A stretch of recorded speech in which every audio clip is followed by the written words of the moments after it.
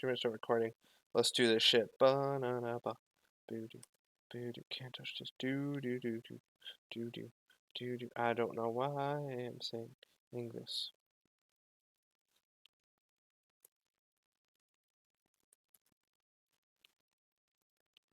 All caps for maximum emphasis.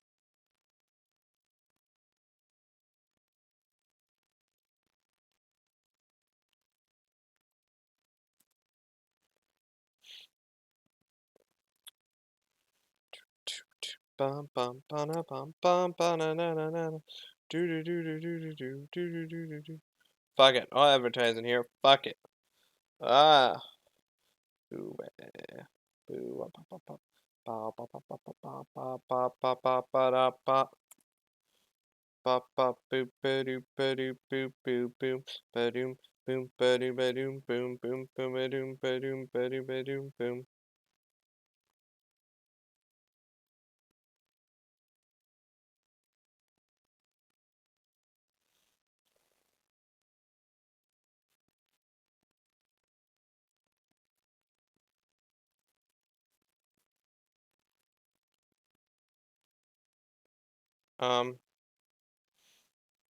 Doing advertisements. Hold on. Before I get absent-minded and forget one.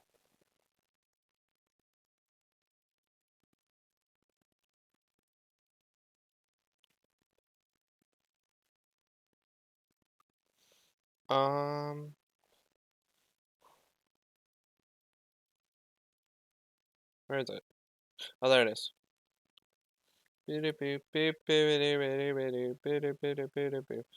Ba-na-na-na-na-na-na, bum bum bum bum bum ba-na bum bum ba-na-na-na-na-na bum bum ba. Too many servers to advertise and that don't give me anybody. Anybody to watch.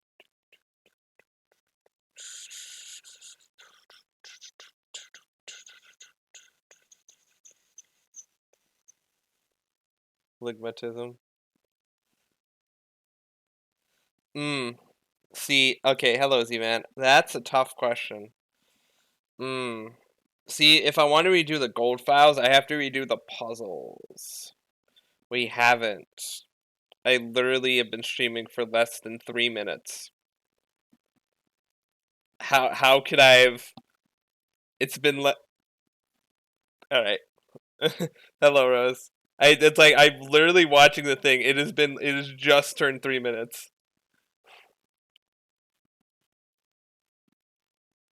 Ligmatism.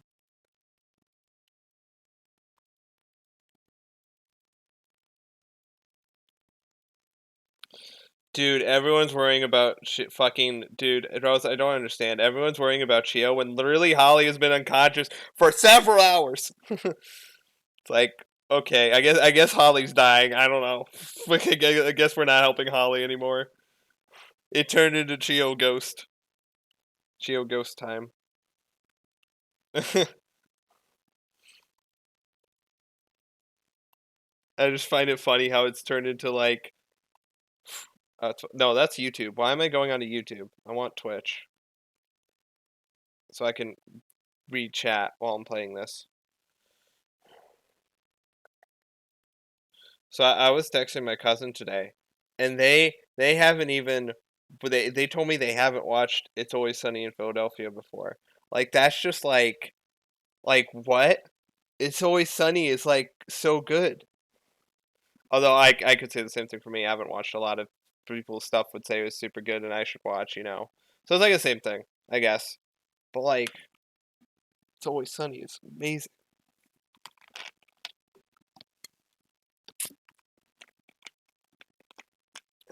I was watching it today and I watched the episode. What was one of the funny episodes? What was one of the good ones? Oh, it's where Mac and Dennis buy a house in the suburbs and they literally go insane. It's great. Cuz they're city folks so they don't like this so they don't do well in the suburbs. The suburbia.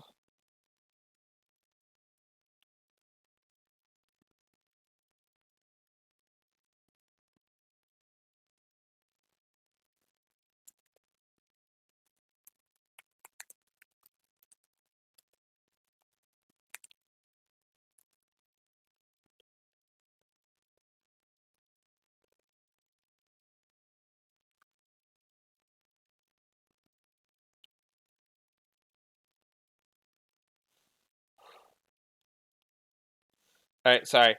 Game time. Okay, let's do virtue last reward. What am I gonna do? Am I gonna do the gold files first or not? Huh.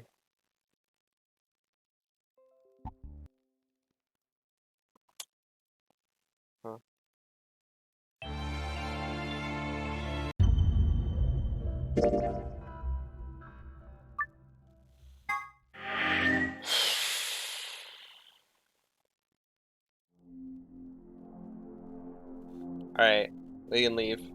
This was the Q room. I do not know why it is called Q. But I have all the stuff, right? I have the golden file for here.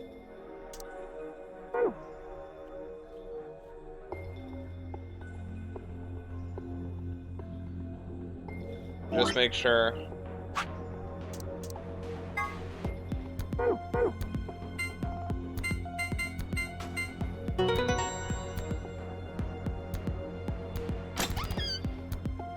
Yep, I got it. Alright.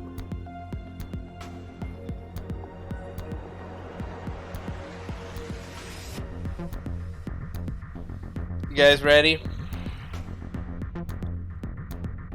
No. No, we have Quark. No, Quark isn't missing in this one. He's unconscious in the infirmary. No, technically he's not unconscious in the infirmary. He's with Kay. Kay has Quark and Dio, because he has to be in a group with them. Door's locked. It says lock. You guys ready? I'll sit here. Go for it. Alright. 3, 2, 1. 2, 3. Stop that. Jeez. One more time. 3, 2, 1.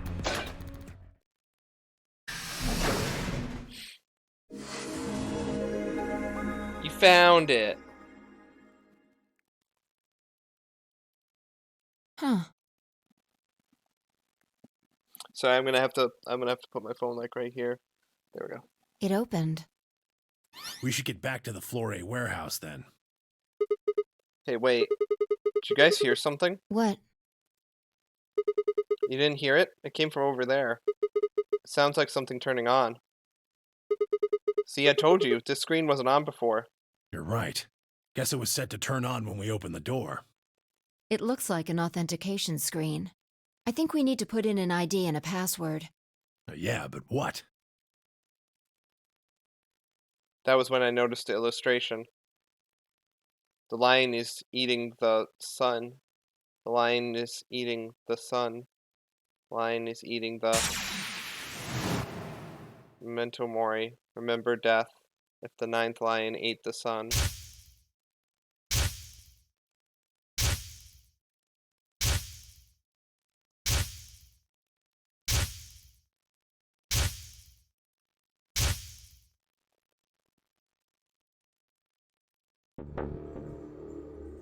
Oh, of course. This was the real 9th lion. But if that was the case...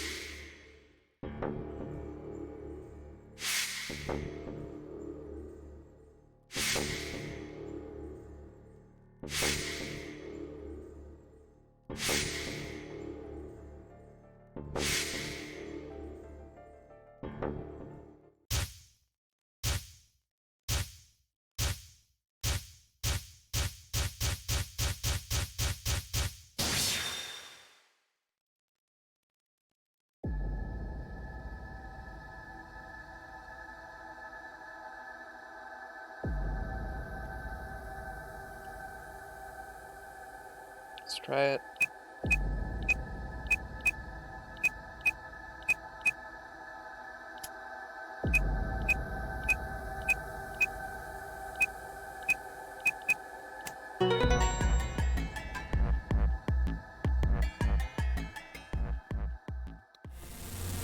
Sigma!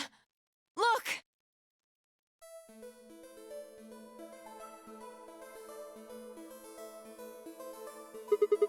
You're... Akane.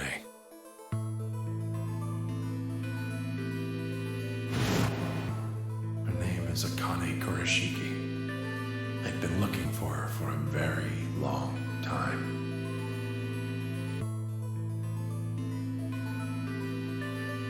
walked toward her. Slowly, carefully, almost as if he was afraid of scaring her away, he reached out. She's a hologram. Temyoji squeezed his eyes shut. Akane. He closed his hand around empty air and let it fall to his side. There was a moment of sad silence, and then she began to speak. I see you finally arrived. I've been waiting for you. Well, I suppose that's slightly inaccurate. What you see now is a holographic message I recorded before you came here. Unfortunately, this means I will not be able to answer your questions, at least not directly. I hope you will understand. Now, where to begin? You probably have a great many questions. What day is it? Where are we? Who is Zero?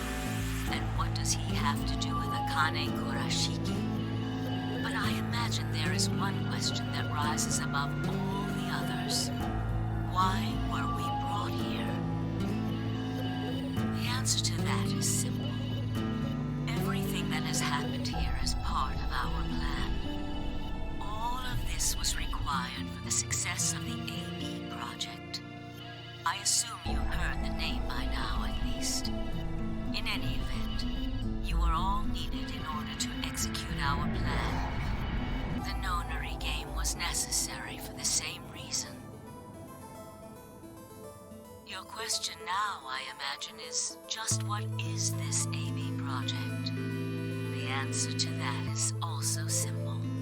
Allow me to explain. We created the AB project for one purpose: to transport the consciousnesses of two people into the past. Those two people are you, Sigma, and you, Phi. What do you mean, the past? The moment the words were out of my mouth, I realized no one there could answer the question. Not Phi, not Temyoji, and certainly not a pre-recorded hologram. Have you figured out what this room is? I assume you saw the Q on the door. It stands for quantum. That makes this the quantum room. It took me a moment to realize she'd changed subjects without even pausing. There was nothing we could do, of course, but I still felt a twinge of frustration. Take a look at the rear of the room. Do you see that large enclosure? That houses our quantum computer. The systems that control this entire facility run on that machine.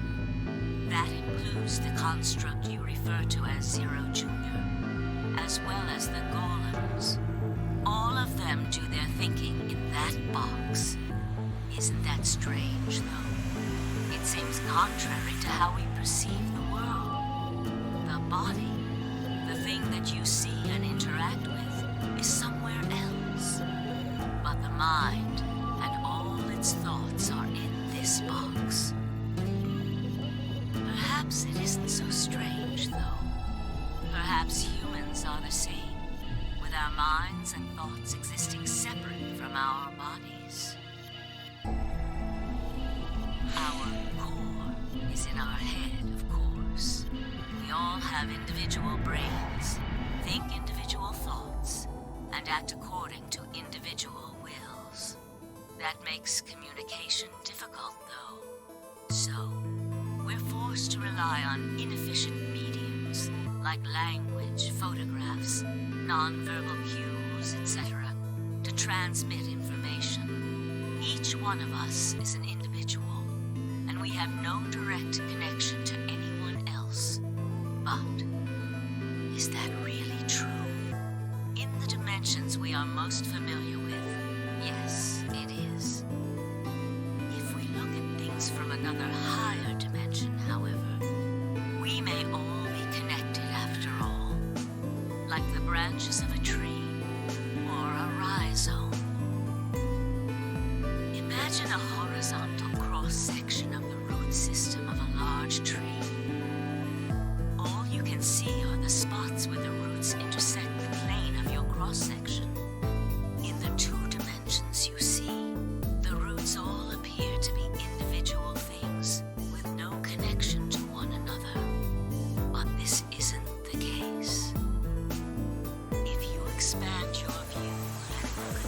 system in 3 dimensions instead of only 2, you see the truth. All the roots join together at the trunk. In 2 dimensions, they appear to be separate. But if you look at the roots from a 3rd higher dimension, Alright. you see, things that might appear to be separate from one another in 3 dimensions could be connected to one another if you look at them in 4 dimensions. Dude, just like Sigma's brain just starts coming, like slowly coming out of his ears. It's like, Doesn't that at least seem like it could be a possibility? I believe that is how human consciousness actually works. Well, I'm not the only one, I suppose. Zero and I share that belief. Morphogenetic field theory. Timioji mumbled something that sounded like nonsense. I opened my mouth to ask him what it meant, but Akane was already talking again. Now, when I talk about a 4th dimension, I'm referring to the 4th dimension used in Minkowski space-time. Let's start with a single dimension, where all that exists is a point. Connect points to one another, and you have a line. In 1 dimension, the only surface you can create is that, a line. But move to 2 dimensions and create more lines, and you can create shapes.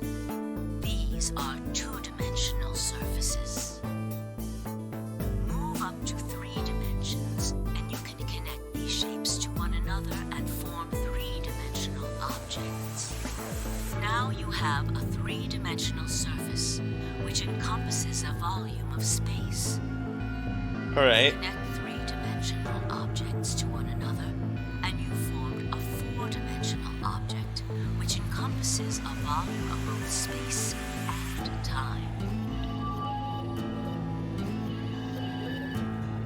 It is on that 4th dimensional axis that our minds are connected. If that was true, then what would prevent anyone from sending their consciousness backward or forward in time? That theory is the foundation of the AB project.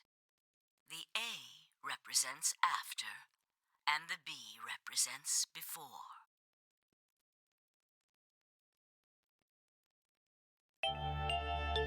It probably sounds silly to you. A ridiculous story made up by a mad old woman. But look at what's happened to you. You've seen many different worlds and timelines, haven't you, Sigma? And what about you, Phi? I know you have too. Am I wrong? Tenmyoji should know what I'm talking about as well. I believe you experienced something very similar nearly half a century ago. You sent your consciousness to the past to help save a little girl's life. It was a long time ago, but perhaps you still remember. Yeah, of course I do. How can I forget? That little girl was you, Akane. Suddenly it felt like Phi and I were outsiders, trespassing on something we had no right to see. Tomyoji's face was taut with emotion as he looked into Akane's eyes. It seemed almost like she was looking back at him. Now, unfortunately, my time is up. The final stage of the project will begin very soon. I need to go prepare. The next time we meet, I can tell you the rest of the story. So come and find me. I'll be waiting. One last thing. The cat in the box. Is it alive? Or is it dead? Sigma? Phi? You will decide its fate. Goodbye. Wait! Akane, wait! Oh, Tenmyoji, I can almost see you. You don't need to worry. Everything is going to be okay. I will see you again one day. I promise. But I'm going to have to ask you to wait just a little longer. Wait! Akane! And then she was gone. Tenmyoji collapsed to his knees, his back hunched and shaking. I saw tears land on the white-knuckled fists he pressed against his thighs. I kept quiet. What was there to say? Fi and I looked at one another and nodded silently. With a shaking hand, Tenmyoji pulled a photograph out of his pocket. It was a picture of a girl. After all that we'd been through, her smile was enough to break your heart.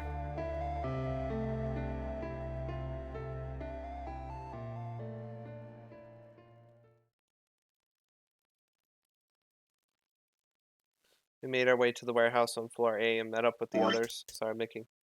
It took only a few minutes to decide to head to the infirmary. That was sad. As soon as we arrived, we began to treat Alice and Quark for Radical 6. I gave Luna the Accelavir that I had found in the queue room. She quickly prepared it and...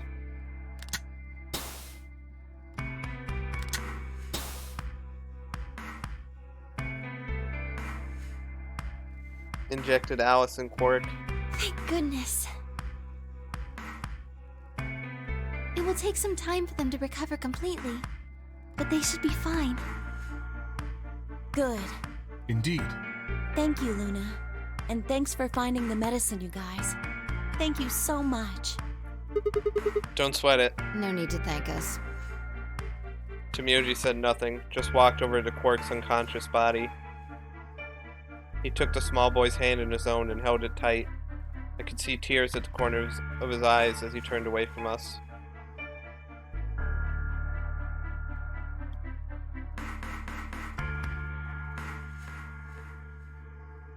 Suddenly I remembered. Dio, where had he gone? It didn't take me long to find him.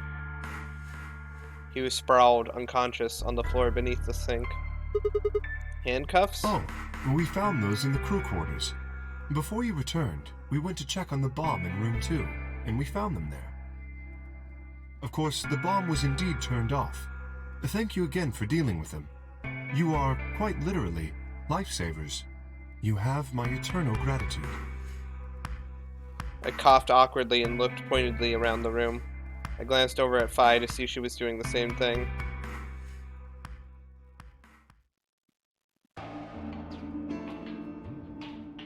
After that, we headed back to the Floor A warehouse to play the AB game. Specifically me, Fi, Kay, and Luna. Clover and Tenmyoji decided to remain in the infirmary, just in case something happened with Alice, Quark, or Dio. Luna would represent Clover's team. With Quark and Dio sleeping, Kay would represent their team by default. Shoved me, Fi, and Tenmyoji. You should vote. No, I'll let you handle it. I chose Betray in the last round. You probably don't trust me right now. What? That doesn't matter now. Excuse me. I apologize for interrupting, but I think you should be the one to vote in the next round fight. Why? You already have 9 BP. There's no reason for you to choose Betray now. You see? Hey, you're acting like I might actually try and betray her. Not necessarily. What does it matter what he's suggesting? We're almost there. We just have to play the AB game 3 more times. Then we can all get 9 points. But that means each representative has to choose ally all 3 times.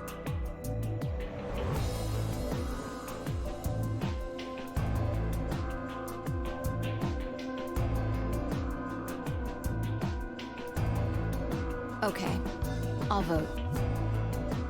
You sure you're alright with this, Sigma? Yeah, I trust you. I handed her the star key. Shall we open the doors?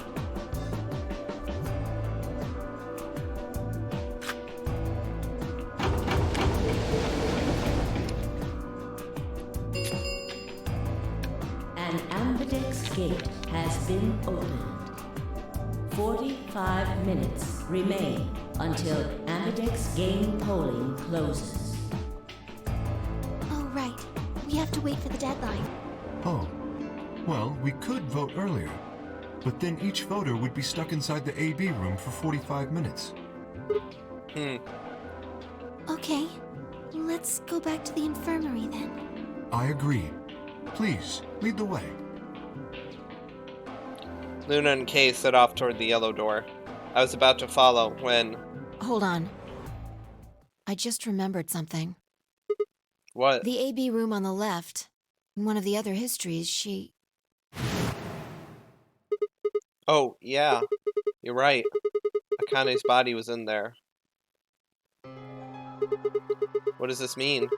Why didn't we find her body this time? Maybe because she wasn't murdered. But how? When did history change? Do you remember what Akane said? The cat in the box.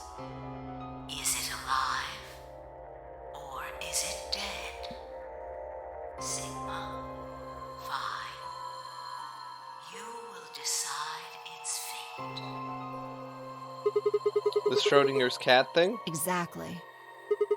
I wonder what she meant about us deciding its fate. Perhaps she was saying her own fate wasn't decided yet. Huh? The history where she's alive and the history where she's murdered are both real right now. What? No, that's impossible. We've already opened the box. We opened the door to this AB room and there was no body. No, we haven't opened the box. We haven't found a body, but we haven't found her alive yet either. In other words, we haven't actually observed her.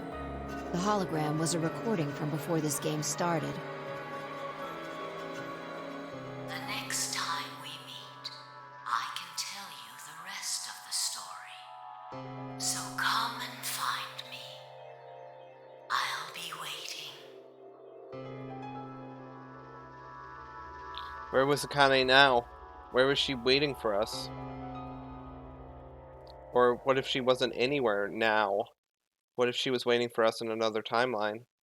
Or what if she was waiting for us in the past? Was that even possible? If she was, what would that mean?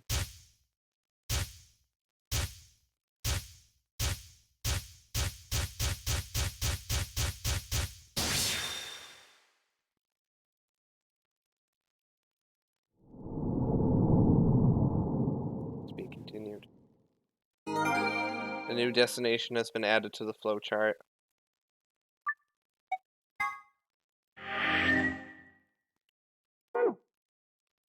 All the way back at the top. The new one is up at the top.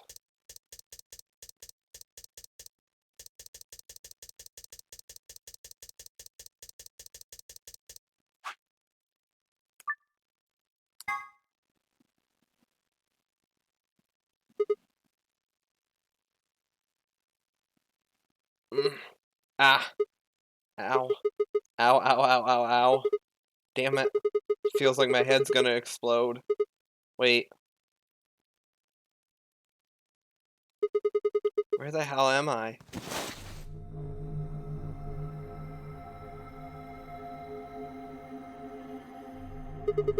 Looks like an elevator, but... No, this is one of the AB rooms. Ah! Who the hell are you? What the hell's an AB room? Damn. I guess you did lose your memory after all. Memory? Memory.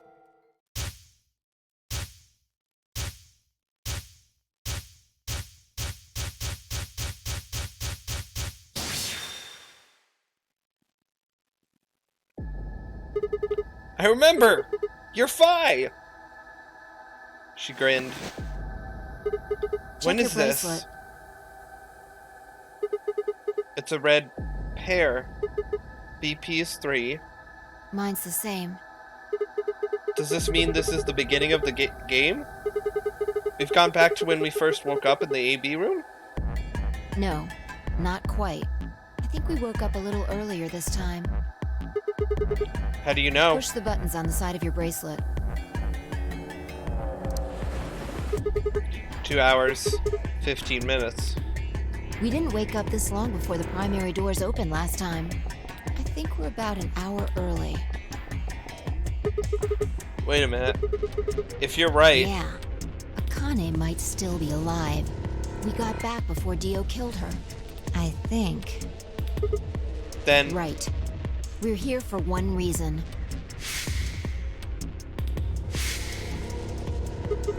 To stop her from getting killed.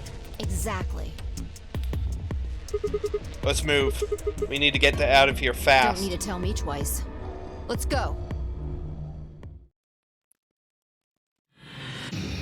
Oh shit, I have to do the puzzle again. Fuck!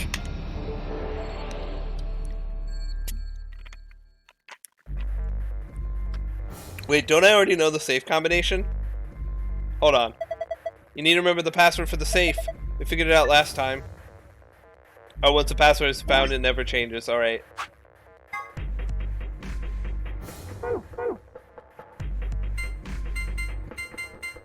Let's just be fancy. Steal another golden file for no reason. Okay, I opened it. No! That's the wrong password! You need the other one to get the key. Damn it.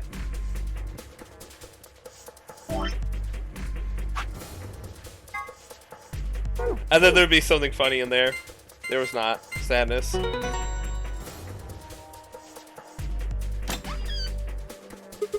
There, it's open. Good work. Hurry up and grab the cracker. Cracker? Ah, damn, I meant key. How the hell? Just shut up and do it.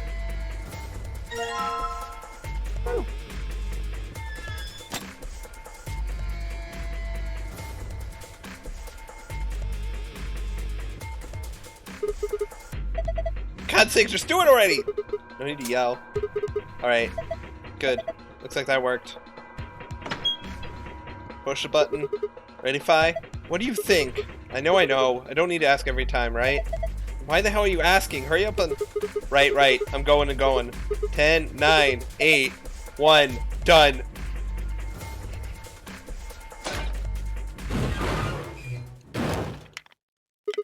Hey! You pushed the button! Bite me. You were taking too long. We're on a schedule here. Ugh. Guys, we solved the puzzle. We did it. It was really hard. We solved the puzzle, guys.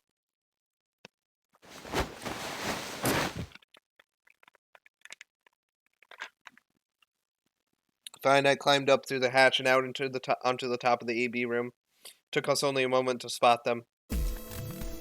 Kane! Behind her was Dio. He was moving quickly and quietly, a knife glinting in his right hand. Shit! There was no time to yell to her. I scrambled down from the top of the AB room. Fi wasn't following me. When I looked back, she was still standing on the roof. Fi! What the hell are you doing? Get down here and... Before I could finish, she moved. She ran across the roof, launched herself into the air.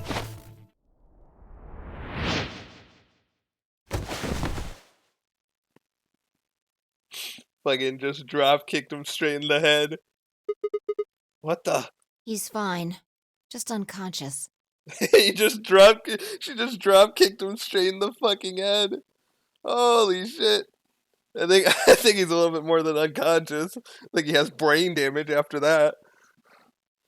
I bent down and held my fingers in front of his mouth. He was still breathing. I don't think he saw me. He probably has no idea what happened to him. Guy went down like a sack of potatoes. He had it coming. I heard footsteps come to a stop right in front of us.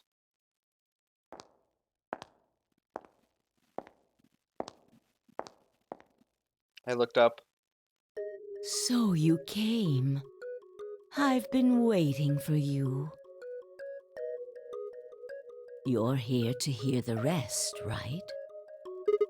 Wait a minute. What the hell is your deal? How can you be so calm?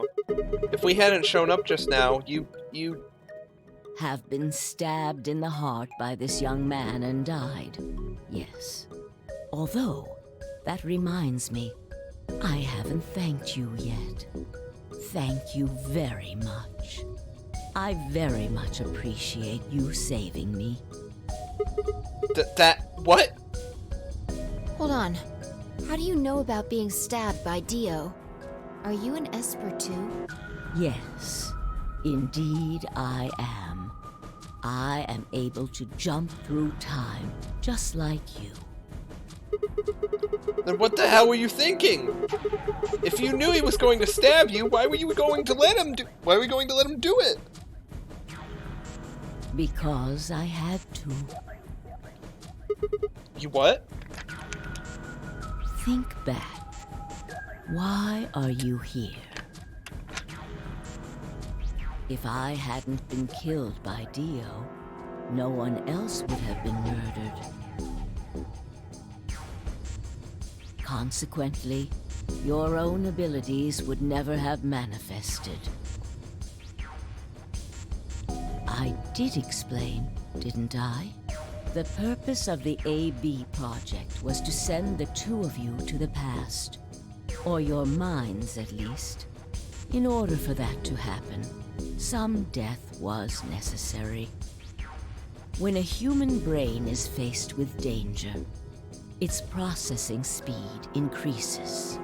Information is processed more quickly, and time almost seems to slow. A few seconds can feel like an eternity. Unfortunately, that in itself isn't enough to send oneself through time. The amplitude of the consciousness is simply too small. In order to increase the amplitude, we need to slow down the brain before the increase happens. It's a little like a slingshot. You pull back on the rubber band and then let go. The potential energy you stored in the band is released and converted into kinetic energy. That's what fires the bullet out of the slingshot. Now, while a slingshot can only fire in one direction, your mind isn't similarly limited. When the bullet of your consciousness is fired from the slingshot of your brain, it travels past the three-dimensional world and into the four-dimensional one. From that perspective, time is no longer fixed. In other words, you can travel to the future, the past, whenever you like. Your consciousness has been released from the three-dimensional cage. In order for that to happen, I had to infect you with Radical 6. Well, what? We're infected with Radical 6? Yes. Don't you remember, Sigma? Luna should have told you about it in another timeline. Are you sure? Infecting all of these people with such a horrible disease? Every single one of you has been infected. Well, apart from Luna, of course.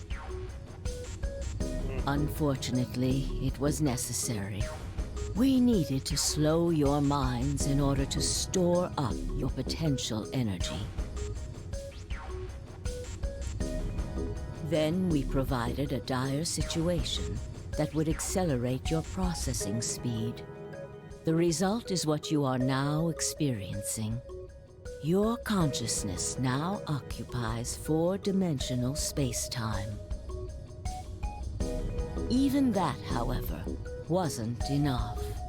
You had the ability to travel, but your memories could easily be lost during the trip.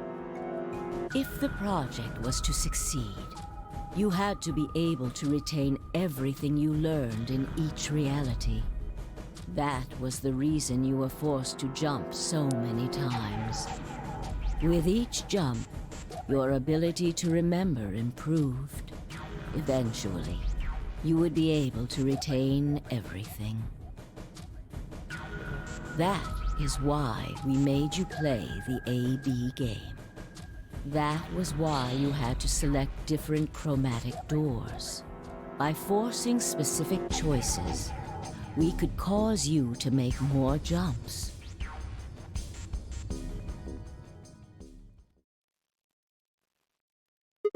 I get it. I think I finally understand. Well, okay, there are a lot of things I don't understand, but all of what you've just told me makes sense. You did all of this so that Fi and I could jump through 4-dimensional space with our memories intact, right? Yes. But why did you need us to do that? People have died for this. I mean, let's count how many different ways people died. Murder, antimatter explosion, suicide. I've died. So has Fi. So have you.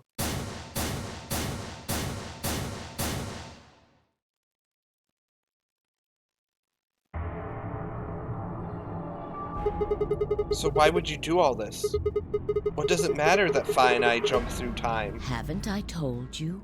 Death was unavoidable. You are all destined to die. Sacrifices had to be made for the sake of the project. I already know all that. What I'm asking you is why? What is so goddamn important that it's worth all this? Ah. I'm sure you'll figure it out eventually. What? Just when is eventually? In a future not very far from now. Bullshit. That's not good enough. Why can't you tell us now? Instead of answering, Akane knelt down next to Dio and picked his knife up off the floor. I'm going to keep this with me. Don't change the subject. But it's almost time. What are you talking about? We've got plenty of time. No. In a few moments, you'll return to the original timeline. What? This is the way it has to be. Don't fight it. Lagomorph. Yes. Lagomorph? You call him Zero Jr. His official designation is Lagomorph. Lagomorph, this is an order. Unlock my bracelet. Compliance.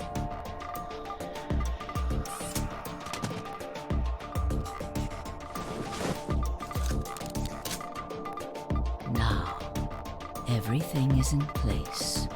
I have put the bracelet onto Dio. All we have to do is place his body in the 5th AB room, the second one from the right. That's the one Quark is in, right? Correct. I will move him. I will also put your bodies back into the 3rd AB room. Once that's done, I will reset its puzzle to an unsolved state.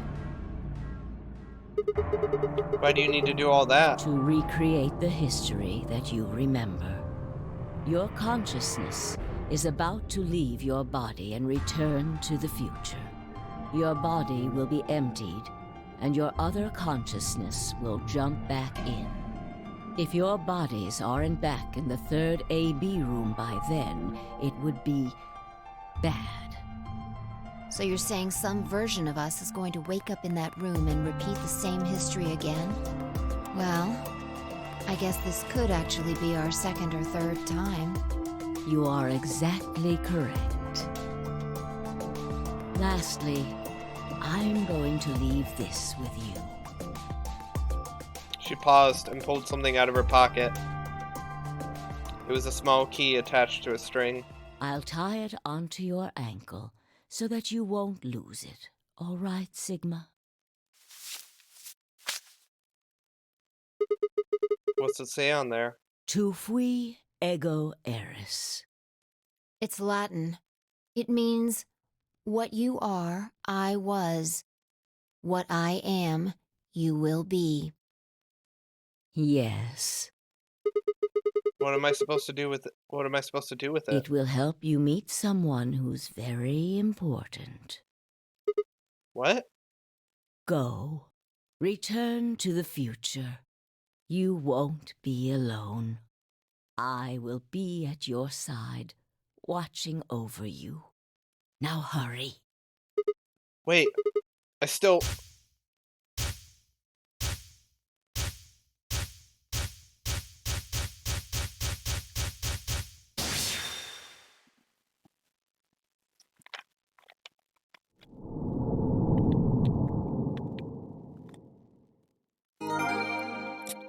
A new destination has been added to the flowchart.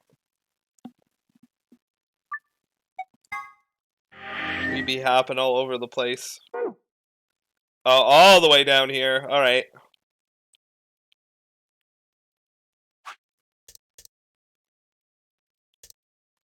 I don't know how to zoom out, so we're gonna. Fuck it.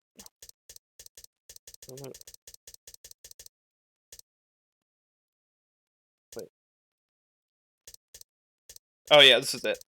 I was like really confused. Okay.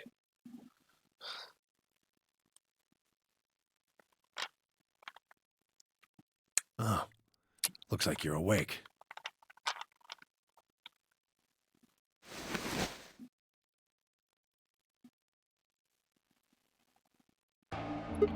Is this the infirmary? Why are we here? Do you know what happened at the AB gate? Kay and I went back to the infirmary, but... We waited and waited, and the two of you never returned. So we went to the warehouse to check on you. We found you passed out in front of the AB rooms. Kay and I hurried back here with you. I looked over at Fi and met her eyes. Do you remember what happened just now? You mean what happened a long time ago? Yeah. You got him pretty good, huh? Huh. Yeah, I remember all right. Hey, what are you guys talking about? Quark! What am I? Chopped liver? Alice! Back among the conscious and not psychotic, huh? Yeah, thanks. Grandpa told me what you did. Thanks for finding the medicine for us. No problem. All in a day's work. Although, I wouldn't mind a little swimsuit action. Really grabbing at straws here, aren't you? Hey, I wasn't talking to Quark. That was an offer for Alice. Not really my point. Whatever. Forget about that. Now that you guys are awake, all we gotta do is open the number 9 door. Huh? What are you talking about? Look at your bracelet. It says 10? I have 10 BP? I've got 15 BP. That means I got 6 more points while I was out. But how? You've been asleep for more than 2 hours. We've played the AB game 3 times. 3 times? Yes. Of course, the color and group assignments were shuffled around each time. But no matter who voted, everyone chose Ally.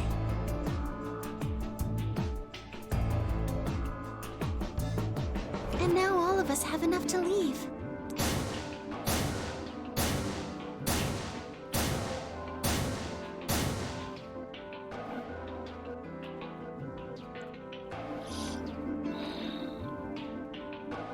I was stunned. How had everyone cooperated long enough to raise all of our BP past 9? Was it because Akane hadn't been killed? Without a death to start things off, maybe we'd been less suspicious of one another. Or could the bombs have had something to do with it? We'd all joined forces against Dio, and Fi and I had been able to disarm all of them.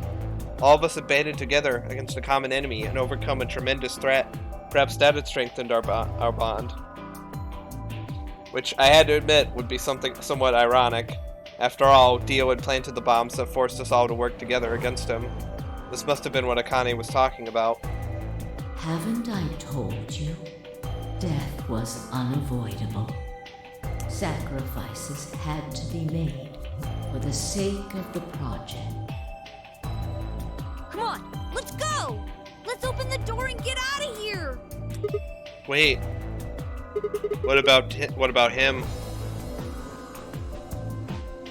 After some discussion, we decided to leave Dio behind. Alice was the only holdout. She complained about wanting to take him back to her superiors, but after I mentioned they'd come back to investigate after we escaped and dealt with Dio then, she reluctantly complied. All right. Let's get going.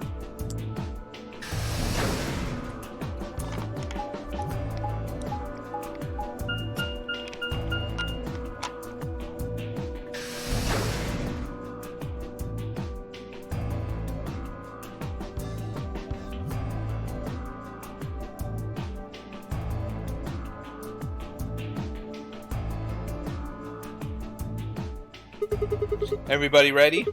I'm gonna open it. Yes, just get on with it. Everyone else swallowed and nodded. I grabbed the lever and pulled it down.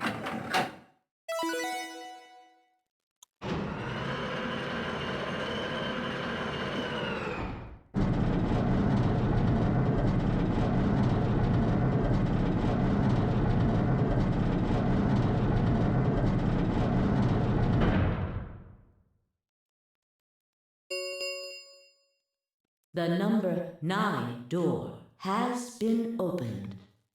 It will remain open for 9 seconds. Alright, everybody, let's move.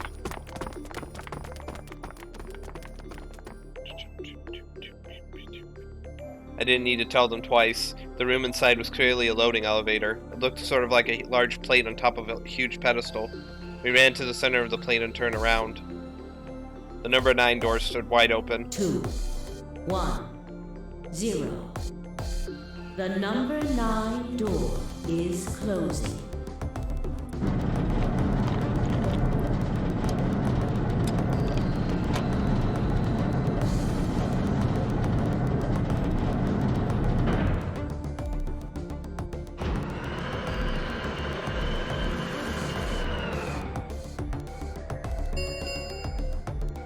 The number 9 door has closed. This ends the nonary game. Thank you for your participation. Oh god, the stream got frozen. Hold on, pulling it back up. As the game is over, all doors other than the number 9 door have been unlocked.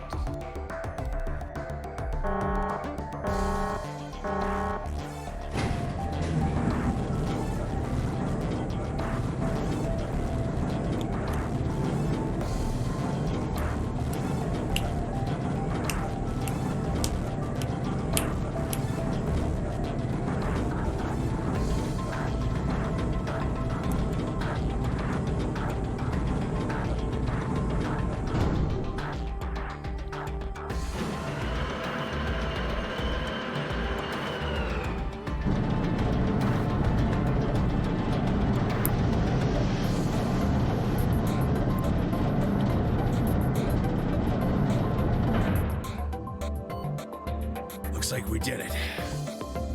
Yes.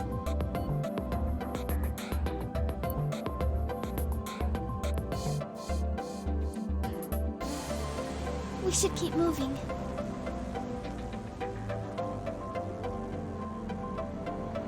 Beyond the door was a wide hallway that ended in a very solid wall. To the left we found a very familiar looking door. We pushed it open and went in.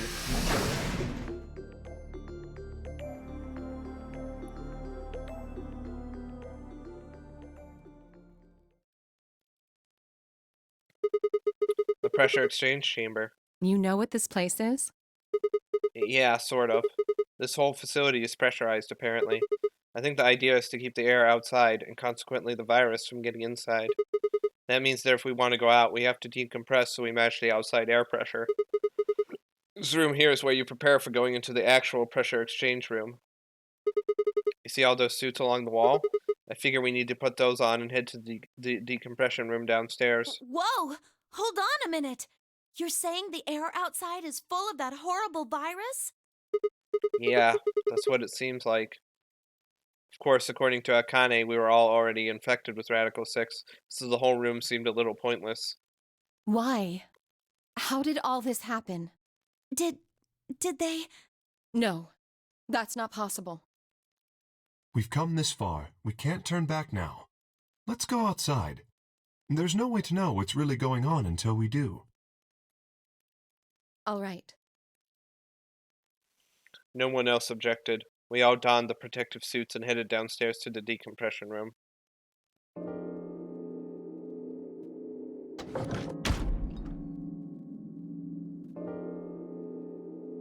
As soon as we were all inside, the process began. Through my helmet, I could hear the soft hiss of air being sucked out of the room. We stood there for several minutes, waiting for the process to finish.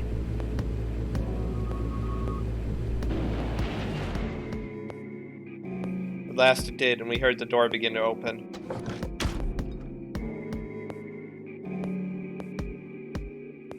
Beyond it was another decompression chamber.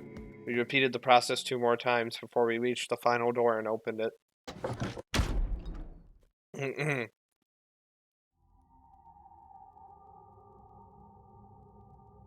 The dead, bleak landscape wasn't a surprise for me. I'd seen it before, in another timeline. The others hadn't, however, and although I couldn't see their faces through the visors of their helmets, I heard more than a few gasps over the radio. For a few long moments, we just stood there, astonished. Where the hell are we? The desert, I guess? I figured that out. I mean, which one? I don't know, but I think I know what day it is. Hmm? Look at the moon. It's red, right? That means today's the total lunar eclipse. So? Remember the astronomy magazine in the lounge? Well, the next eclipse like this was going to be on December 31st, 2028. So... Wait a minute. Let me get this straight. Are you suggesting we were sleeping for a week after we were abducted? I think so. Wherever we were must have been far away from any city. The air was clearer than I'd ever seen it. And the stars, the sky was full of them, more stars than I'd ever seen in my life. I could even spot the hazy arm of the Milky Way. But the most striking feature was the moon. It was blood red and massive, much bigger in fact than I remembered it being.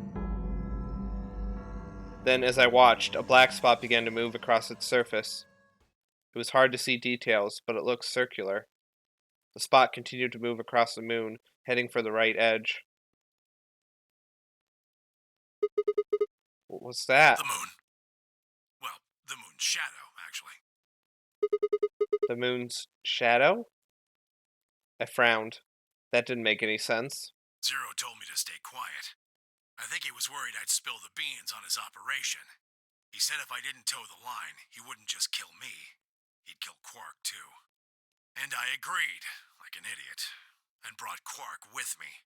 Just so I could see her. Such an idiot. So, that being the case, might as well start with this. I meant what I said before. That up there is the moon's shadow. What the hell are you saying? Think about it. If that's the moon's shadow, then what's it falling on? That's Earth? Yeah. It's not the red moon you get from a lunar eclipse. Then again, this isn't a lunar eclipse. It's a solar eclipse.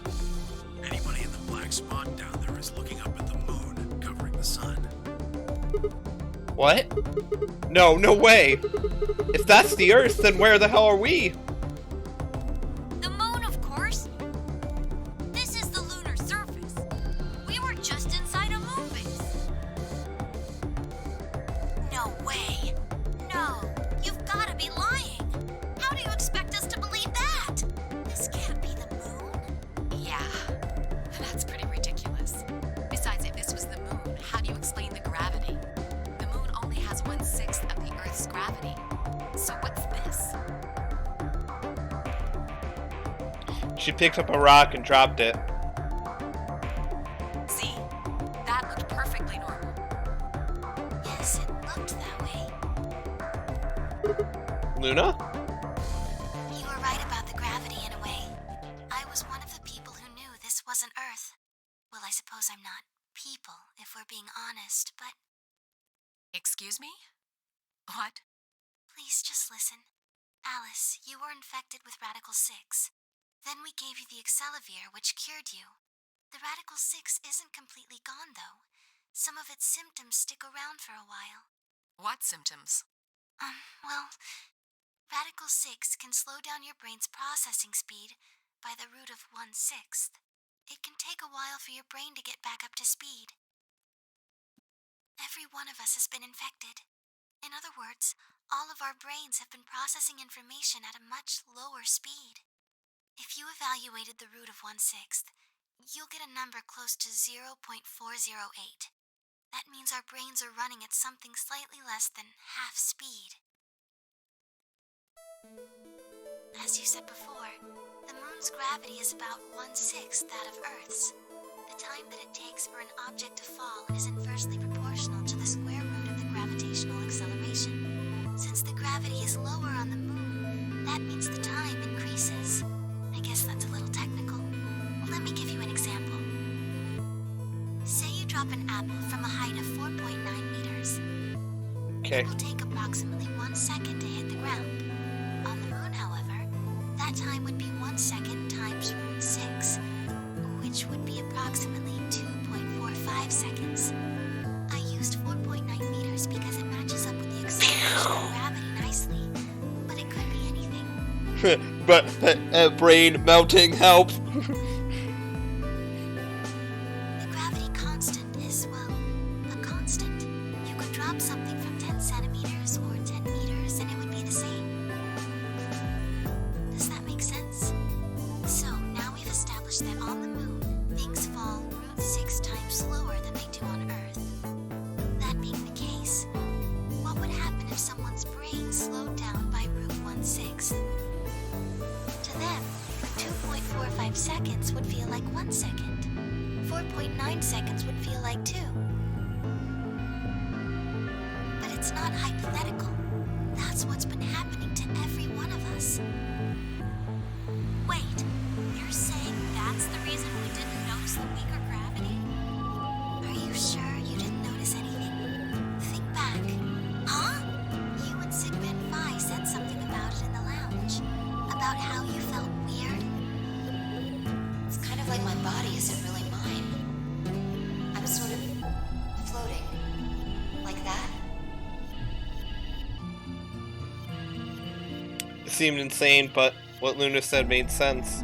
In fact, it explained Phi's apparently superhuman strength quite well.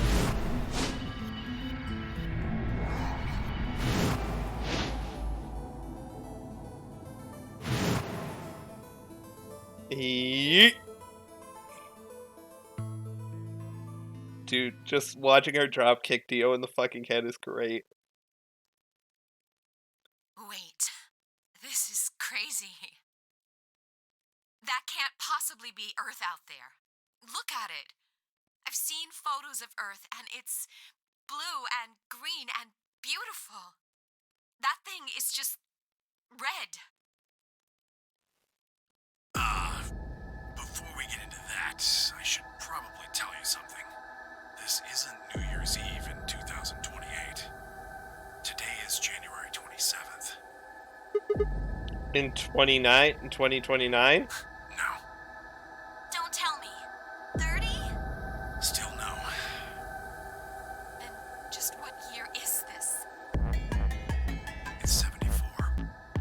2074. No. That's insane. That would mean we were abducted more than 45 years ago. I don't blame you if you don't believe me, but it's the truth. How can you be sure? It's not that hard. Quark and I left Earth on January 23rd, 2074. Solar eclipses are easy to predict. We've known that there'd be one on the 27th for a long time. That's just science. Nobody can change that. But why is the Earth red? That's a long story. About 45 years ago, on April 13th, 2029, there were 18 annihilation reactors operating in various parts of the world. On the 13th, all 18 of them went up. At the same time. Oh, jeez. Oh, God. That's bad. The explosion was about 180,000 times as powerful as the atom bomb they dropped on Hiroshima. Yeah, that's not good.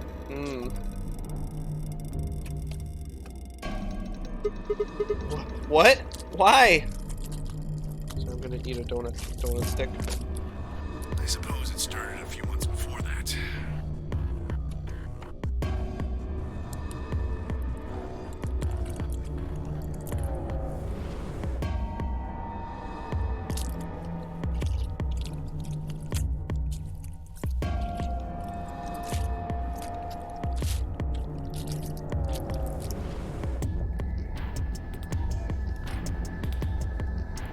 The government had a test site for a future Mars mission out in the middle of Nevada. On December 31st, 2028, there was an accident.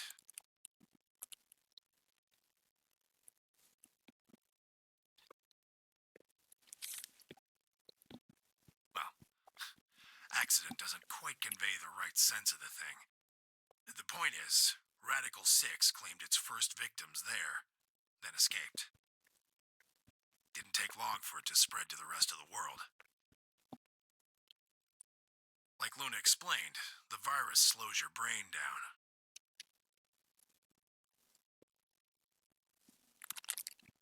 But eventually, it also makes you kill yourself. Oh no. Don't worry, I'll upload it to YouTube. So, in case you miss anything, you can always watch it on YouTube.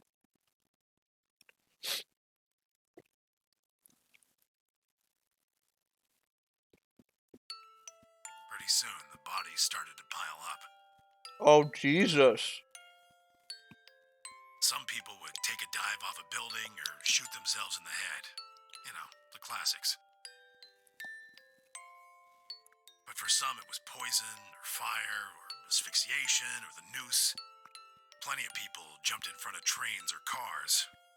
One pilot on a passenger airline drove his plane into the ground.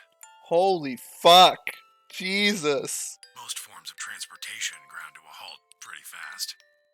Yeah, no shit.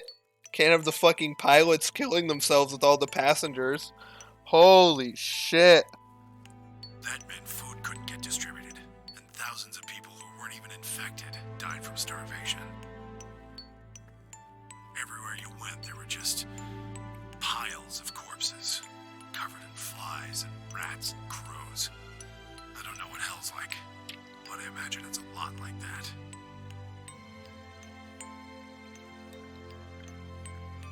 After a while, people who managed to avoid getting infected started trying to get in touch with one another. They got a hold of some radios and organized a couple meetings. There was only one thing to discuss, of course. How could they get rid of Radical 6? The answer, they decided, was purification. They figured they could just roast the surface of the Earth and that'd kill the virus off for good. On April 13th in 2029, they put their plan into effect. That plan was to detonate all 18 annihilation reactors.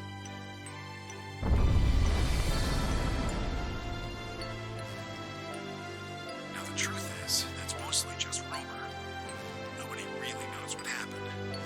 But I've got my own theories. I think that the bombers had already been infected. And when they died, they took billions with them. The ultimate if I die, you're coming with me gesture, I suppose. I bet you money they all lost it long before they got to the reactors. Killing most of the world, no matter how bad things had gotten, was not a sane plan. Even if it wasn't directly responsible, Radical 6 killed most of the people on Earth. Anyway, why it happened isn't that important. Point is, it happened. You ever heard of nuclear winter? Well, that's basically what we got. The explosions threw a ton of crap up into the stratosphere, where it joined up with smoke and ash from all the fires. Fuck. It blotted out the sun for 7 years. 7 years? Plants withered and animals died by the millions. The few humans who were left banded together to survive. They were rough times. Eventually, they were over, though. The sky cleared and the sun came back. Sorry. Plants started blooming again, and the animals that hadn't died out completely began to reappear. Things weren't quite back to normal, though. It's been 45 years now, but there's still quite a bit of dust and ash in the air. That's what you're seeing. You know why a sunset's red? Well, this is the same thing. Blue and green light have short wavelengths, and they scatter when they run into debris in the air. Red light, on the other hand, has a longer wavelength, which means it'll get a lot farther when the air's dirty. So there you are. The Earth looks red because that's the only color of light that can make it through the atmosphere.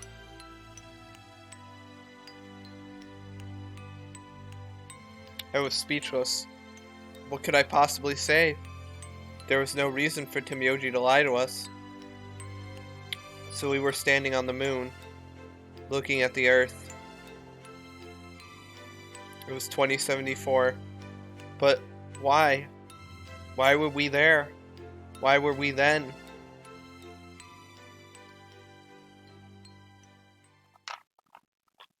I was so lost in thought I barely noticed Phi's approach. Hey, Sigma. I think I figured something out. A window popped up on the inside of my helmet with Whisper in the corner. She seemed to be using a circuit only we could hear.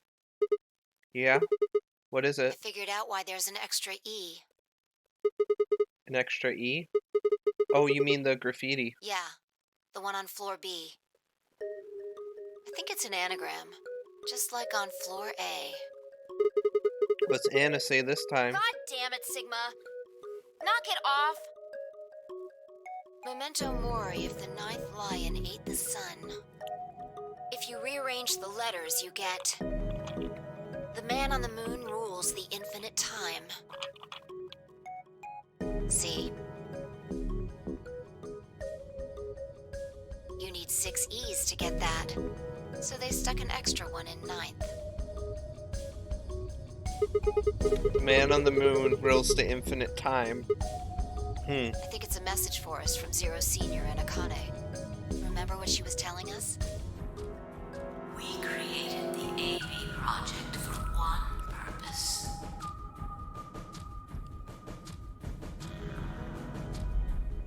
To transport the consciousnesses of 2 people into the past.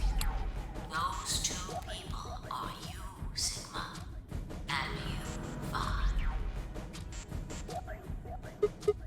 So, what are you getting at? My God, you're slow. You don't get it? They're saying we rule the infinite time. Infinite time. They weren't just talking about having us jump a couple hours. I think they're planning to send us back. Way back. Wait a minute. Are you saying you think they're going to send us back 45 years? Yeah, I'd bet on it. So the ultimate purpose of the AB project is to send us back in time to that catastrophe Tamioji was talking about? I think so.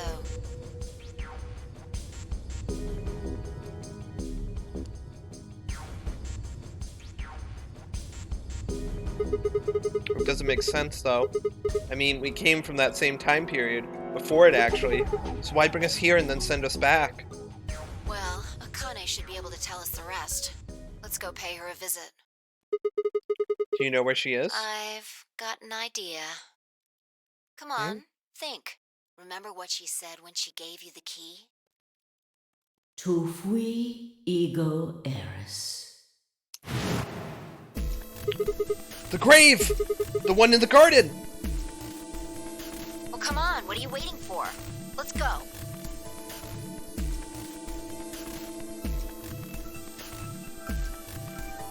Whoa, we're zooming! We gotta zoom!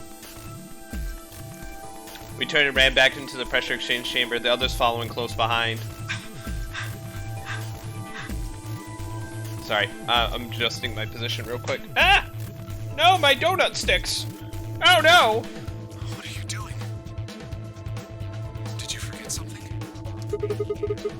We're going to go have a talk with somebody. Who? You really need me to spell it out? The person behind all this. You mean Akane? What? I'll take that as a yes. Let me accompany you then. Wait, why do you know about Akane? I'll tell you when we get there. Now, if you please. I'm coming with you. You folks just said the magic word. Did somebody say Akane? I'll be coming. Dude, he comes. The minute you say the word Akane, he's there. He's just there. I'm going to then. So am I. Hey, is this Akane you're talking about? Yeah, you know her real well.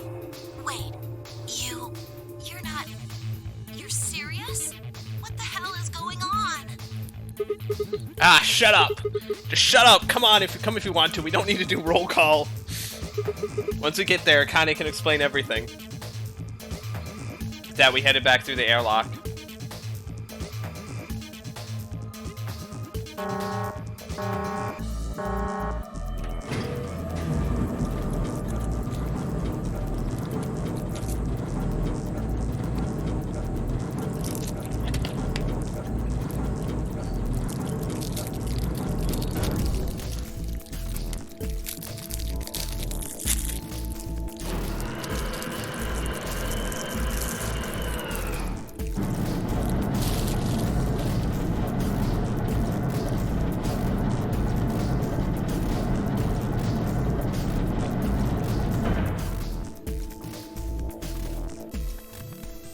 Ah, clever.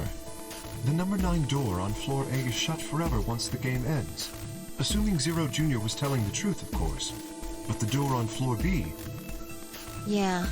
Oh. I might be able to take the lift to it. And it looks like I was right. Any idea where Akane might be?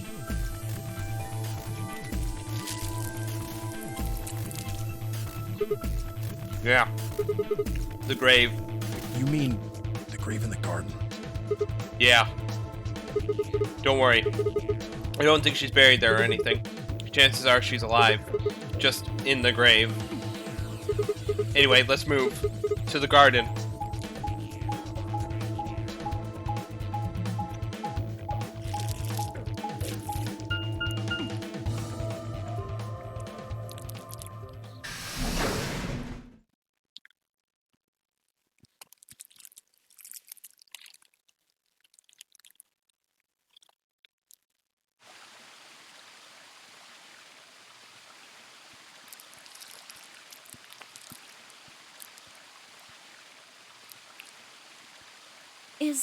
Is Akane really under here? I think so. What should we do? Are we gonna dig her out? No, I don't think we'll have to do anything like that.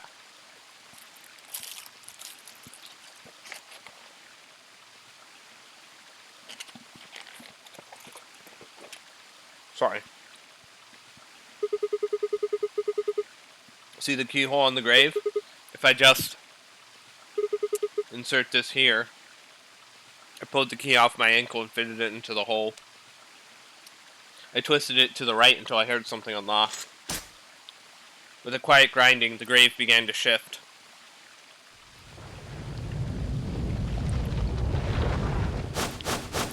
What is this? It doesn't look like a coffin. Yeah. It's a treatment pod. Oh my god. It is, isn't it? The glass on the cover had frosted over, making it opaque. We couldn't see who or what was in it. Let's see what's inside. She grabbed hold of the lever on the side of the pod. No good. I think it's locked. What? Treatment pod TP00. Stage 1 defrosting complete. Stage 2 will be complete in 10 minutes. Once stage 2 is complete, the lock will automatically disengage. Right, cold sleep. What? These pods can put people into cold sleep. It uses something called CAS to freeze human bodies without destroying their cells. So, Ms. Akane's like an ice cube? I think so. And we gotta wait till she melts? Yeah. So how about you tell us your story while we wait, Kay? Specifically, why do you know Akane? I remembered. What do you remember? Everything. I was born and raised in this facility. It's called Rhizome 9. A rhizome is an underground plant stem that spreads by sending out roots. Kind of makes sense, doesn't it? This facility is a little like a rhizome. Supposedly, that's why they call these installations that. The number comes from the facility's number. There are 54 rhizomes on the moon, and this is the 9th one. Well, I suppose the other ones don't really matter to you, do they? In any event, I grew up here with Akane and Zero Senior. I watched them create the AB project. The AB project? Yes.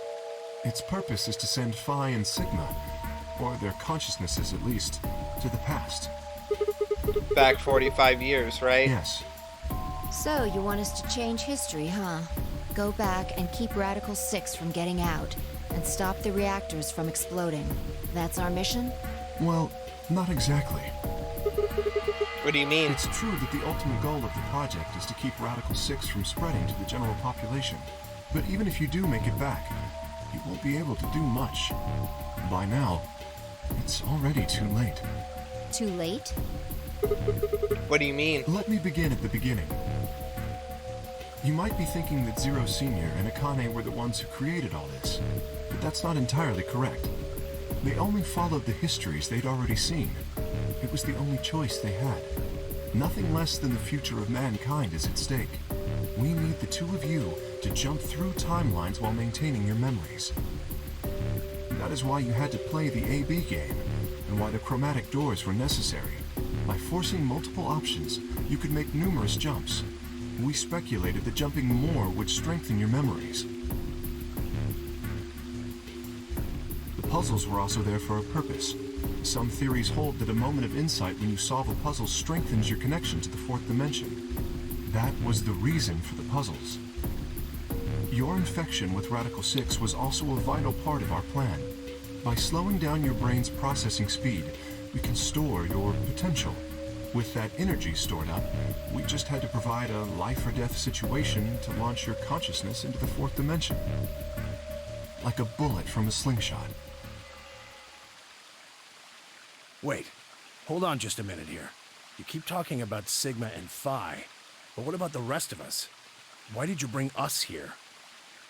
That's simple. In earlier histories, you were all here in Rhizome 9. We needed you here to accurately replicate those histories.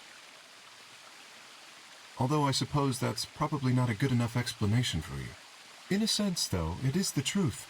Our primary goal was to replicate history. The rest is... Yes, I suppose I should explain. Very well. I will try and do so in a way you can understand. First, Alice and Clover. They were abducted 45 years and 1 month ago, on December 22nd, 2028. The location is Earth, of course. More specifically, Los Angeles, California. Correct? Yes. Yeah. After being kidnapped, your bodies were sent to a facility under Akane's direction.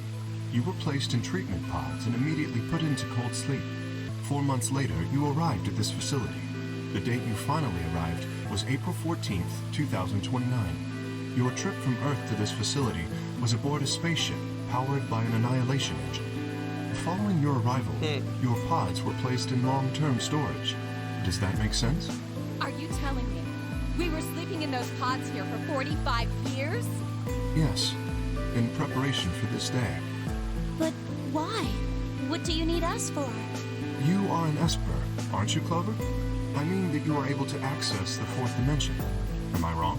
Did Akane tell you? In a manner of speaking. As I've already explained, the purpose of this project is to send Sigma and Phi's consciousnesses to the past. Espers are able to sort of resonate with one another, which can amplify their power. You understand? This is why we brought you here, Clover. What about me? We needed your help, Alice, to deactivate Dio's bombs. Huh? But I didn't do anything. But you did. In another history, you were able to perform prime decomposition on the 25-digit integer that Dio left behind. Only you could do that sort of thing. Huh.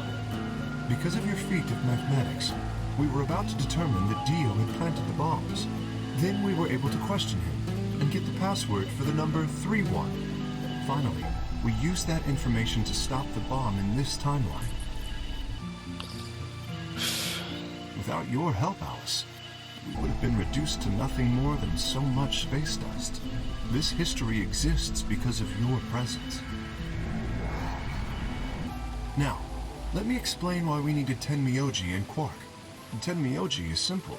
We needed you for the same reason we needed Clover. You are able to access the fourth dimension. Almost half a century ago, you used that ability to save a young girl, didn't you? Yeah, I did. We needed you to resonate with Sigma and Phi, brought you here. All it took was a messenger. Do you want to see Akane?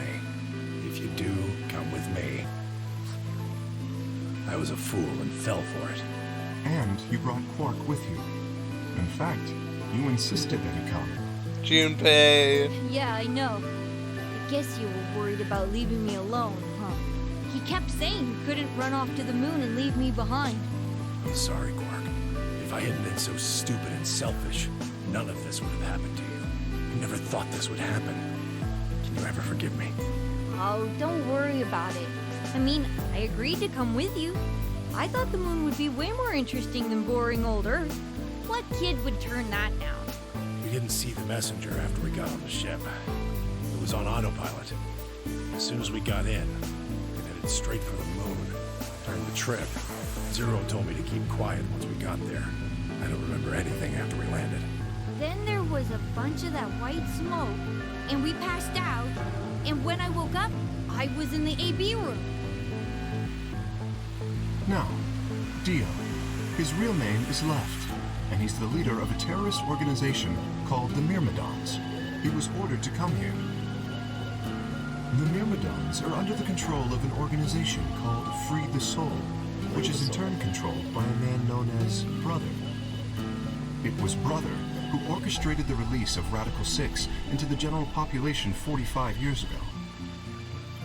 Do you remember what Phi mentioned earlier? The ultimate purpose of the AB project is to change history and keep Radical 6 from being released. If we succeed, that would be bad for Brother and his organization. Our success would prevent them from creating the ideal world they're working toward.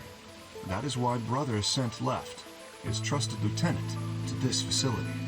They needed to stop the AB project.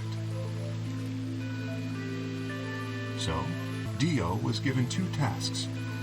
The first was to eliminate Akane, the architect of the AB project. The second was to join the AB game and win it. If Dio won the game, the AB project would not be completed, at least not in that timeline. In other words, in that world, the project would have been stopped. If things didn't go as planned, Dio was given a contingency plan. If you cannot murder Akane and win the game, destroy Rhizome 9. Hence, the bombs. Can I ask you something? Perhaps. How did Brother know about the AB project? He was also an Esper. We can set Brother aside for now, though. May I proceed? No one objected. We were all curious. Excellent. That explains everyone, save 2, Luna and myself. Sigma and Phi already know the truth about Luna. I don't believe I should reveal any more, however. I think it would be more appropriate if you could ask Luna yourselves at a later time. Would that be all right with you, Luna? Yes, that's okay. As for me, as I said before, I was born and raised here. The rest of you were brought to this facility, but I've never left. That makes me someone close to Zero Senior and Akane. Hey, I've been wondering, who is Zero Senior? You've already met him, Sigma. In another timeline. Yeah. Well, I saw a hologram. I still don't know who he is.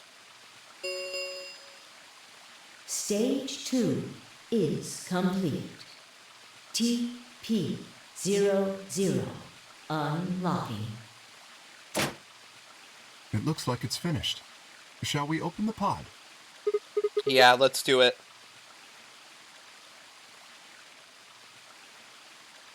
All of us gathered around the pod. The glass was still covered with frost, hiding the contents. Okay. Let's get started then. Ready? Phi laid her hand on the lever and looked around at us. I swallowed. Yeah, All right. anytime. Here we go. 3, 2, 1.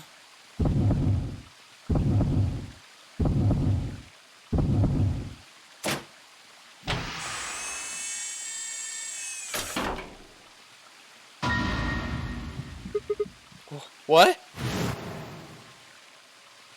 Suddenly my head was full of memories from other timelines.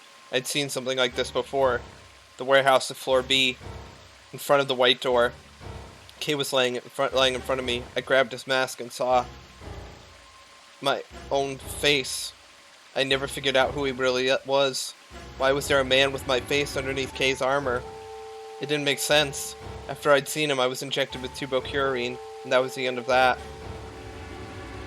But wait, if the person in the pod was the same person I'd seen on the floor of the warehouse, who was wearing Kay's armor? You finally noticed. Didn't I tell you? You won't be alone. I will be at your side, watching over you. No. Oh my god, you're... Yes, I am.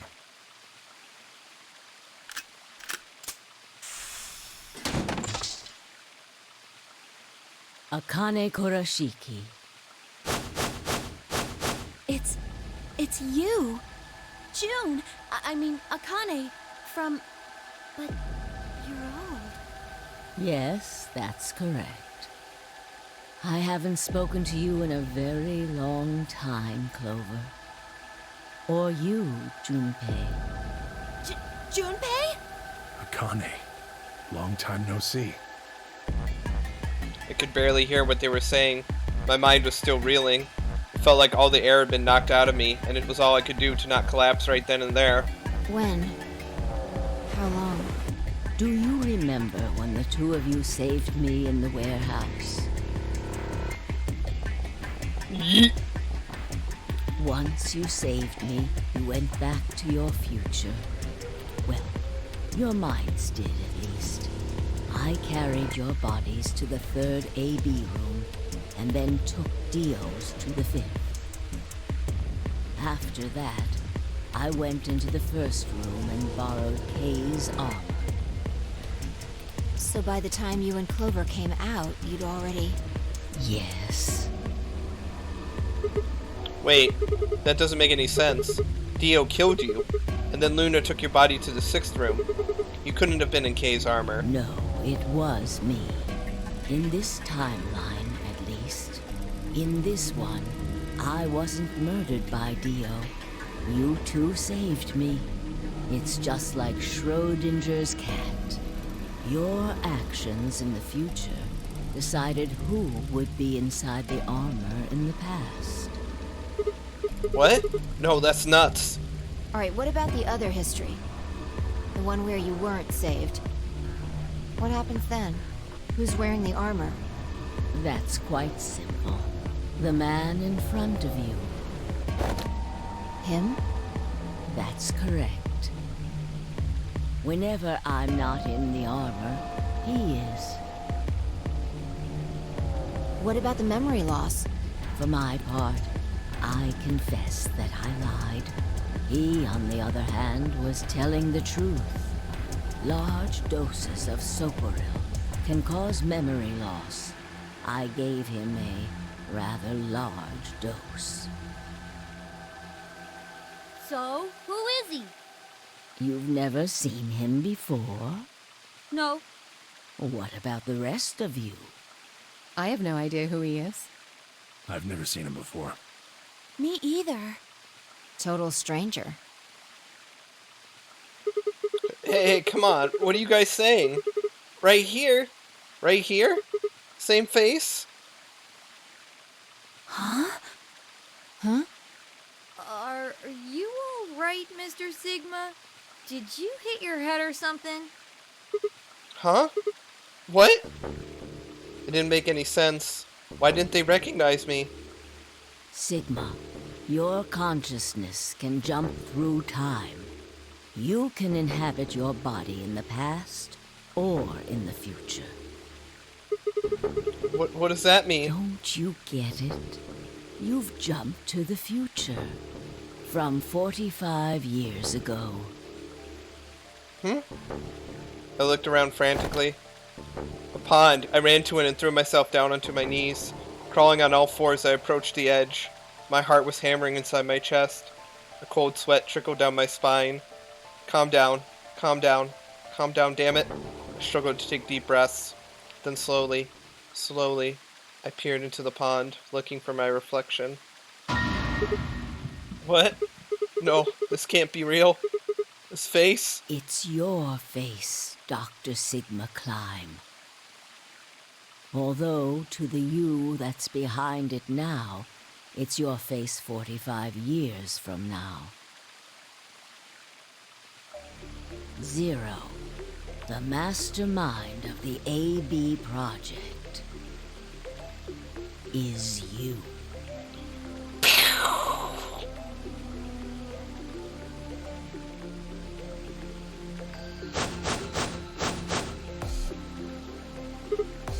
What?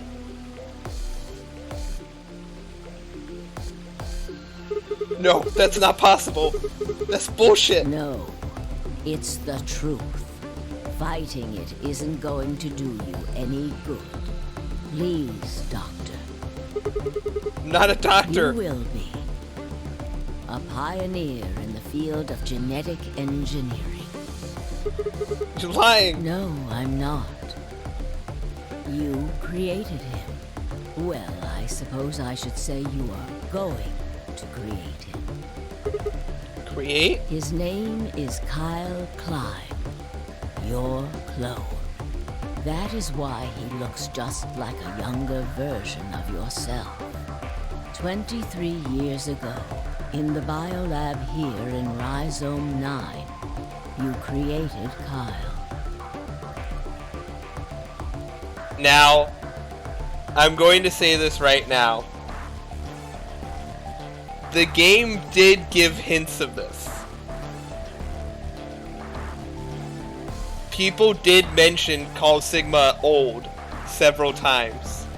If you recollect back to previous things.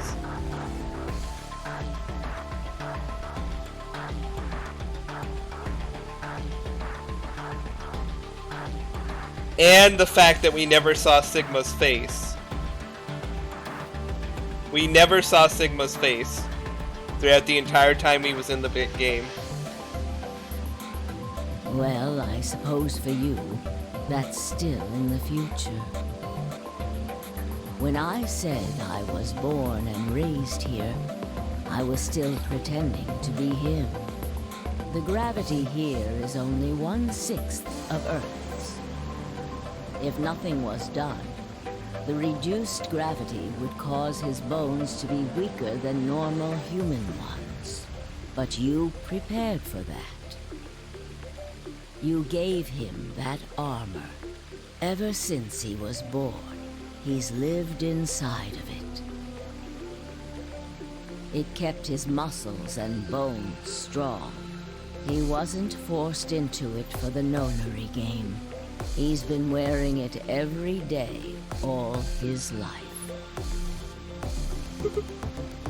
But why would future me create a clone? He was to be your spare. If something happened to you before the project began, he would take your place.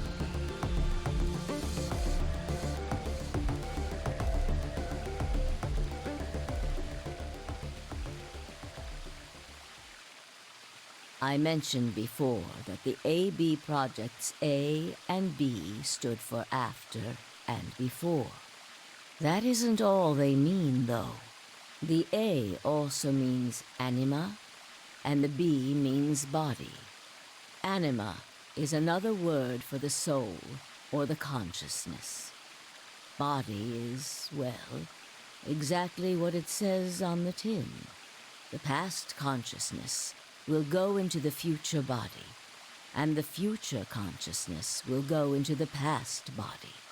They switch. That was the chief goal of the project. Wait, so the future person goes into the past person? Sigma, do you remember the note you found in the garden? You mean this, right? Yes.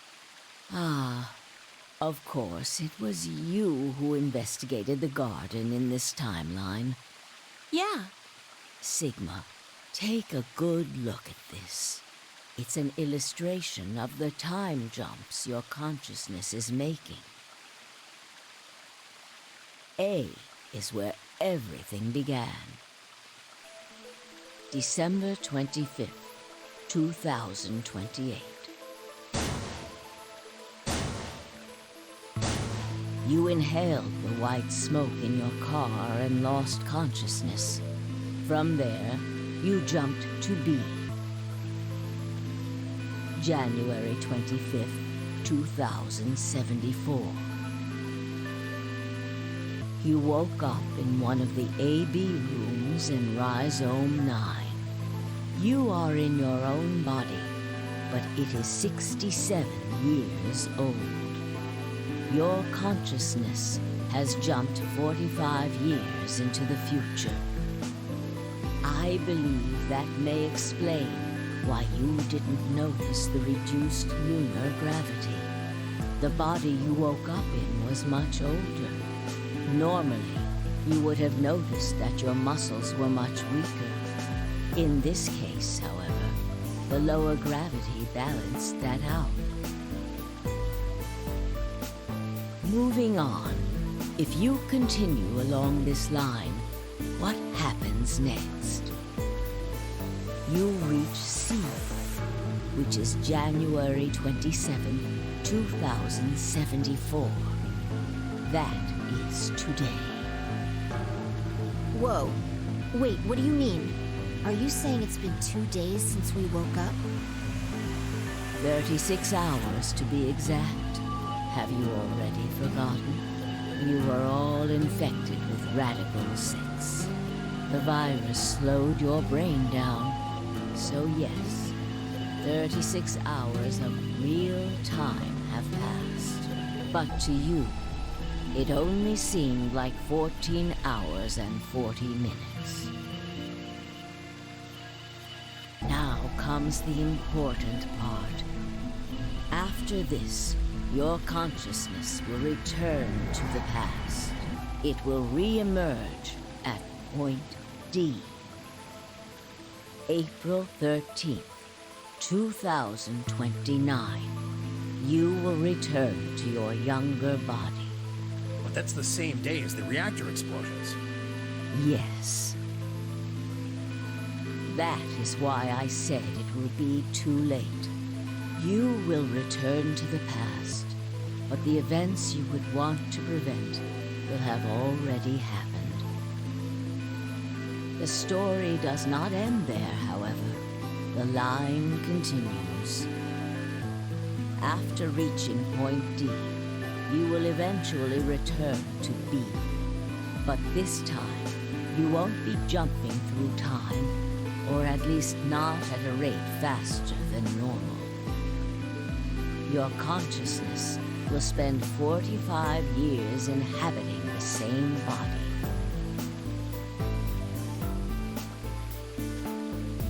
Until you reach point B. Do you remember when B is Sigma? January 25th, 2074. According to what you just told us, it's 36 hours ago. Correct. That was when the consciousness of the 22-year-old Sigma jumped into the body of 67-year-old Sigma. So where did the older version of you go when you took his body? Point A, December 25th, 2028, the day all of this started. Yes. His consciousness will go back in time 45 years. For a period of time, he will inhabit your younger body. While your younger consciousness is elsewhere, he will be you in the past. Once that body reaches point D, my 22-year-old consciousness will come back from point C. That's correct. When that happens, the older version of you will be ejected from your younger body and return to your body at C. So it's rotating? Rotating. I suppose you could put it that way. But look at this illustration closely. What if you take all these lines and untangle them? You get one single line. It may look complicated, but in truth, it's a single straight path. With one exception. This line here at point E, right? Exactly. Point E is December 31st, 2028, the day of the total eclipse. The day Radical 6 got out of the test facility. Yes. By now, you've likely figured it out on your own. The purpose of the AB project was to get the consciousness of the 67-year-old Sigma from point B to point A. If we can do that, we can change what happened 45 years ago. So the old version of me will keep Radical 6 from getting out by jumping into my 22-year-old body on New Year's Eve 2028? Yes. That is why this line could not be interrupted.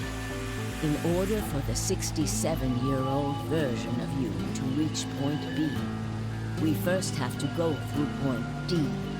In order to get to point D, we must jump from point C. And for point C to happen, we had to recreate everything that happened in this facility. That is why we have faithfully retraced history up to this point, so that we might save humankind from destruction and undo the horrors of the last 45 years.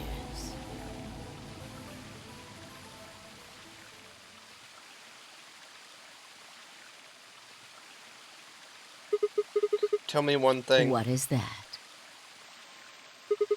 You said that point C is January 27th, 2074, which is today. There's going to be a jump, and I'll jump to April 13th, 2029. Yes, that's right. But look, I'm still old. When is this jump supposed to happen? Very soon. Soon? Yes.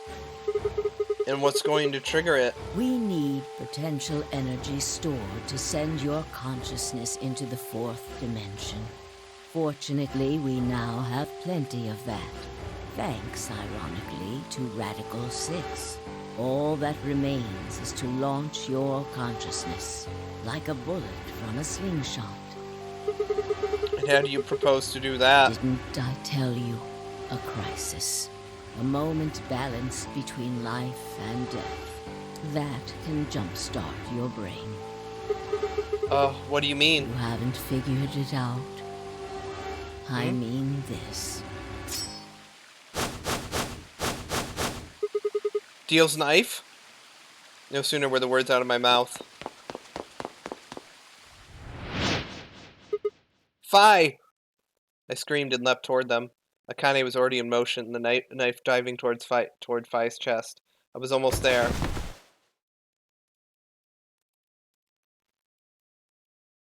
When I regained consciousness, I was on the floor. There was a dull pain in my chest. I felt for a cut, but something was in the way. It took me a moment to realize that it was Akane's body lying on top of me. I twisted my neck to look around. Nearby was an old tombstone. On it was written a few words in Latin.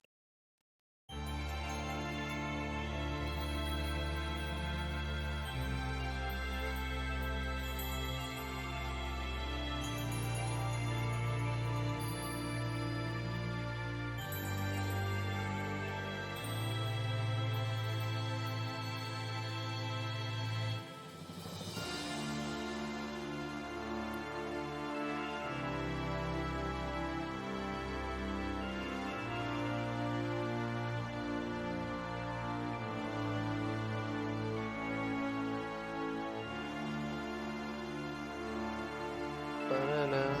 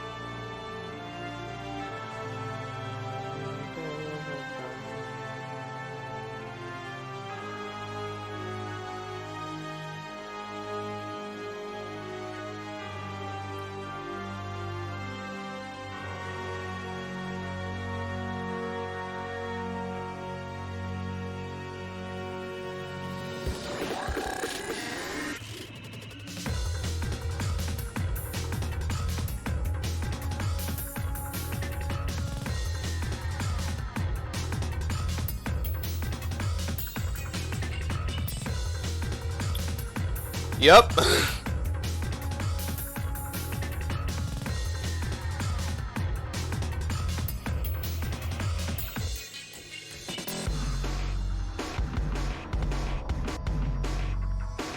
Brain hurt.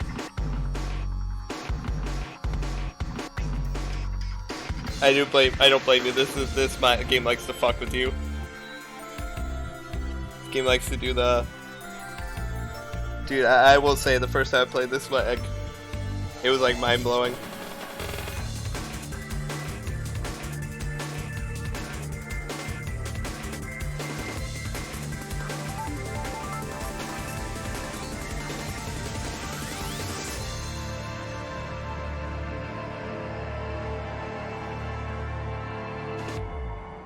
I bet you weren't expecting us to be zero, were you? Phi end. A new destination has been added to the flowchart. We have the Phi ending.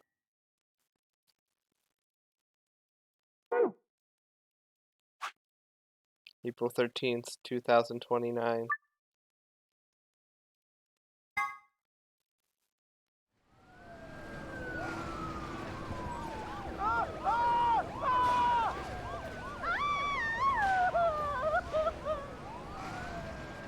Today is April 13th, 2029, and this is the evening news.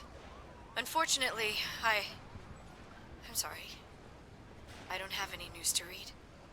All of our station's reporters have passed after contracting Radical 6. So have my... Excuse me. I've managed to keep us on the air until now.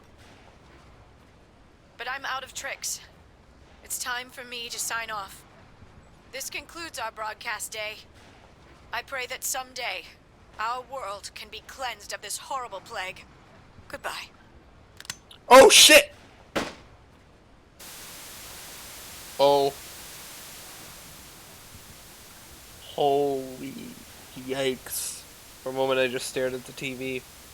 The roar of the static seemed to fill the entire room, till with a click it disappeared too. Had the power gone out? I heard footsteps behind me and turned around. You.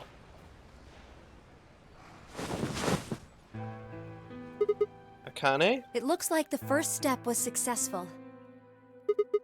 What the fuck? You killed me! Killed? I guess technically you're going to kill me 45 years from now, but still. Hey, no need to be rude about it. I didn't kill you. I hit you with the butt of the knife. You're fine. I'm okay? Yes. You and Phi needed to experience a state of crisis. That was the only way. Me and Phi? Yes. I only told you about you, but we also needed Phi to jump.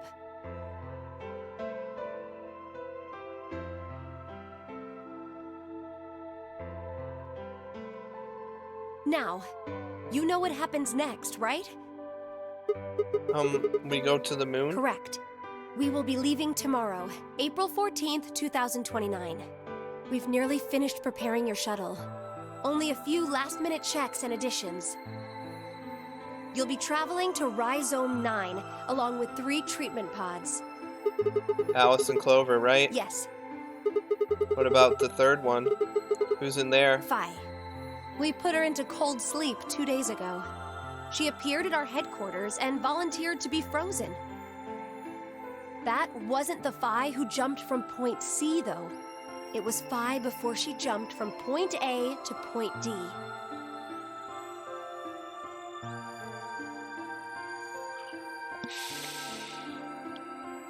I think I understand that. In other words, she was following the same path you are. Oh, okay. And she still is. Okay, I get it now. And that means that after you froze her, the point C version of her jumped back into her body? Yes. The point C version of Phi is sleeping in that pod. She'll stay there for the next 45 years, sleeping in ice. Then when she gets to point B, her consciousness will jump to point A, right? Correct. Huh. So that's why she didn't look old.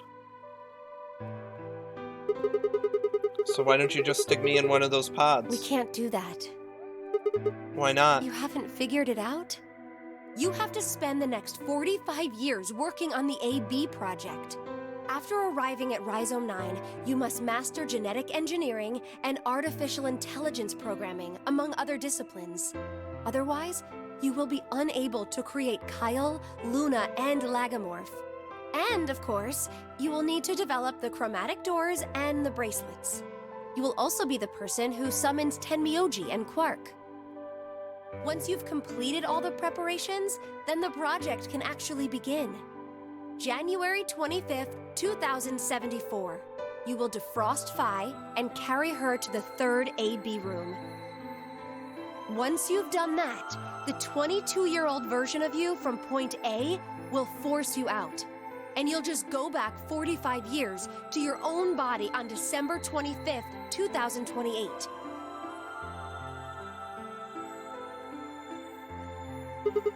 And then I change history? Do you really think I can keep the virus from getting out? You have to. If you don't, billions of people will die. Only you and Phi can save them. What about you? Aren't you an Esper too? I can't do anything on my own. If this is going to work, I'll need your help.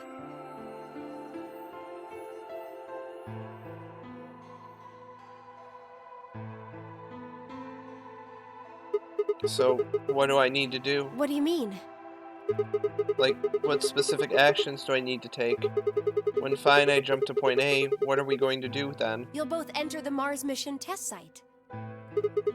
And after that? I don't know. What? I'm sorry. I really don't know anything about what happens in there. We don't know how the Radical Six escaped. We don't even know why it was there in the first place. Ah, crap. Then we're screwed. That's why we need your help. You have the ability to jump through time and across parallel worlds. We need you to figure out what happened in that test facility. Things will be difficult, and I'm sure you will find yourself in a great deal of danger. But I believe the two of you can overcome any obstacle. Wait, how do you know it's so The dangerous? 67-year-old version of you told me what happened. He wasn't able to stop the virus. So I suppose you could say you told me after you failed. What did I say? That the test facility is full of traps. There was one point, a woman's life was in danger. You risked yourself for her sake, and lost your arms and your right eye. My arms and my right eye? What the hell? Suddenly a low rumble shook the building.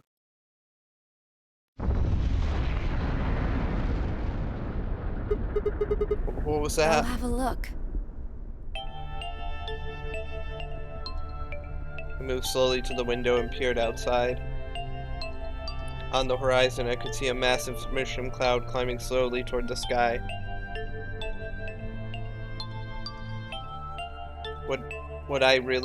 Would we really be able to change the course of history? No, that was the wrong way to look at it.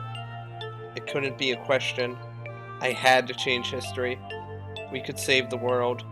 I'm going to change history. I stared at the darkening skies above us and steeled myself. I would succeed.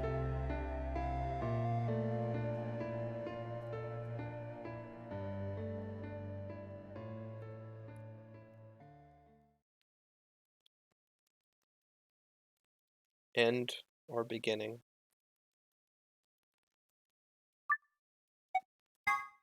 I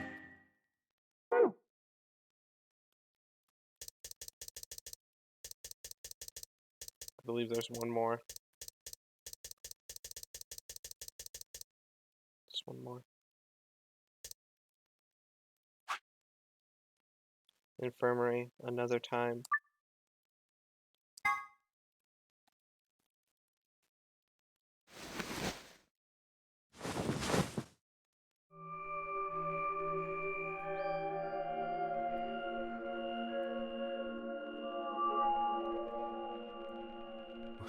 Where?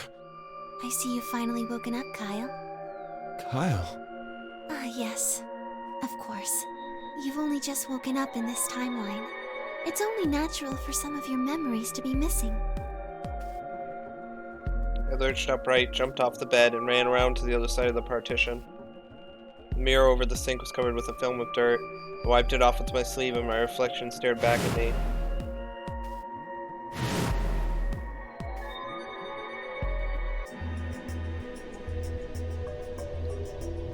Dude, the bots are coming in right at the end. There's no mistake. The reflection belonged to Kyle Climb. So, I'm Dr. Climb? Zero Senior's clone? What? How do you know that? Shouldn't you still be suffering from amnesia? An excellent question, one I didn't quite know the answer to myself. I knew who Kyle Climb was. In other history, he had been called K and had worn a suit of armor. He hadn't just worn the armor in that history, though. Apparently, he'd worn it all his life. Cal had been born and raised in this lunar installation, which seemed to be called Rhizome 9. Rather late in his life, Akane had appeared as a mother figure, and he had consequently grown very attached to her. I knew everything about him, but even though I knew it, I didn't feel it. Was I really Kyle Climb? Every time I looked in the mirror, I saw his face. The spitting image of Sigma Climb in his younger days. I looked down. There was Dio, still handcuffed. I turned back to Luna, around to Luna. What day is today? January 27th, 2074. Today is the last day of the AB project. Akane has explained everything in the garden. And she drew a knife and attacked Phi. How long have I been asleep? About 5 hours in real time. For them, it would have seemed like a little more than 2 hours. So they still haven't been treated for their Radical 6? No, they've all been given the antiviral. It just takes a while to have an effect. I see. So the consciousness of the younger Sigma has gone back into the past. It should have happened right after Akane attacked Phi, right? Yes. Why am I here? The doctor carried you back here. You were in the pod in the garden. So the person you call the doctor is Sigma Climb, as inhabited by his age-appropriate consciousness. Yes, but how do you know that? Dio seems to have remained unconscious. Yes.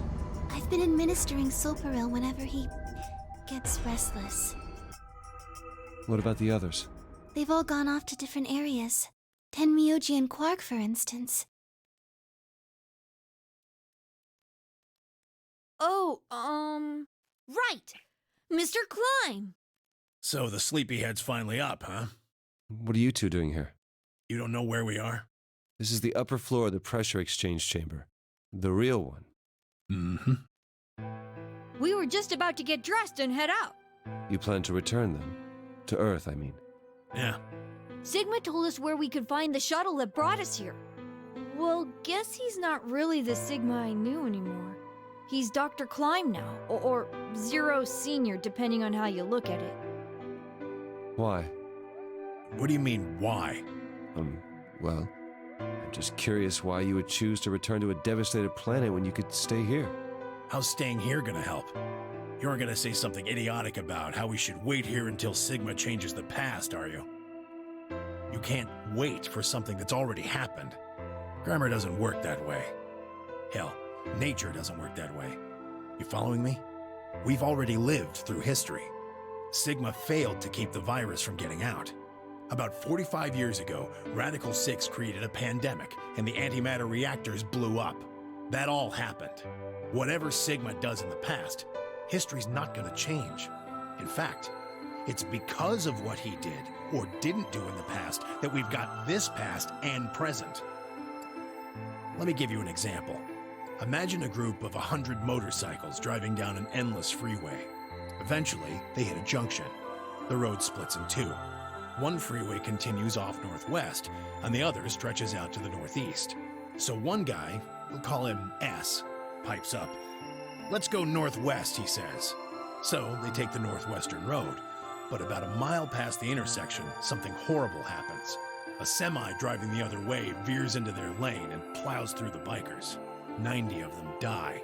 The surviving 10 are wounded, but survive. They don't stop, though.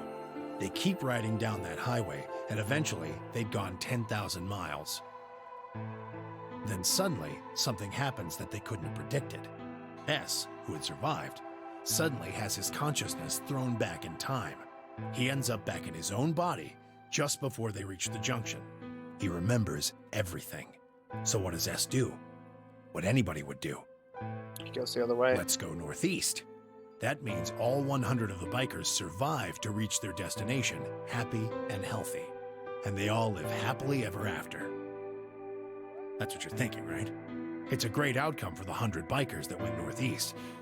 But what about the 10 that went northwest and survived the accident? Huh? Wouldn't it be 9 people? I mean, S's mind went back in time, right? Right. Okay, 9 people then. What happens to the reality they were living? Does it just disappear when S changes the past? It's not as if it was only bad things that happened during that 10,000-mile trip. Maybe one of them fell in love with a woman working at a gas station they stopped at and had a child. Maybe one of them picked up a homeless kid who joined them on their adventure. That 10,000-mile journey would be full of stories. Friendships, farewells, romances. The loss of those 90 lives is horrible and unfortunate. But what would rewriting their history mean? The 9 who survived lived full lives. How can it be right to just erase all that? The survivors overcame their own misery and loss and made the best they could of the hand they'd been dealt. Isn't that worth something? Isn't that the best thing that humans can aspire to? Is there really any point to a world where everything is happy? Are people who struggle for a better life just idiots? Being human is about fighting even when it seems hopeless, and finding happiness even in a world that hates it. Are you saying that's worthless? If you're saying rewriting the past will erase all these other timelines, then whatever God wrote those rules can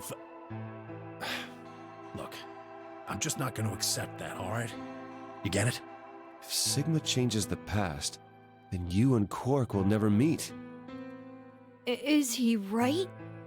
No, it's not going to happen. We're here right now. This is reality. Even if Sigma does change the past, we're not just going to disappear or something. Oh! Then that means we get to stay together? Good. Thanks, kid. I understand how you feel. Why you want to return to Earth is clear. You have lives there, I imagine. There are likely people waiting for you. Right. Uh-huh.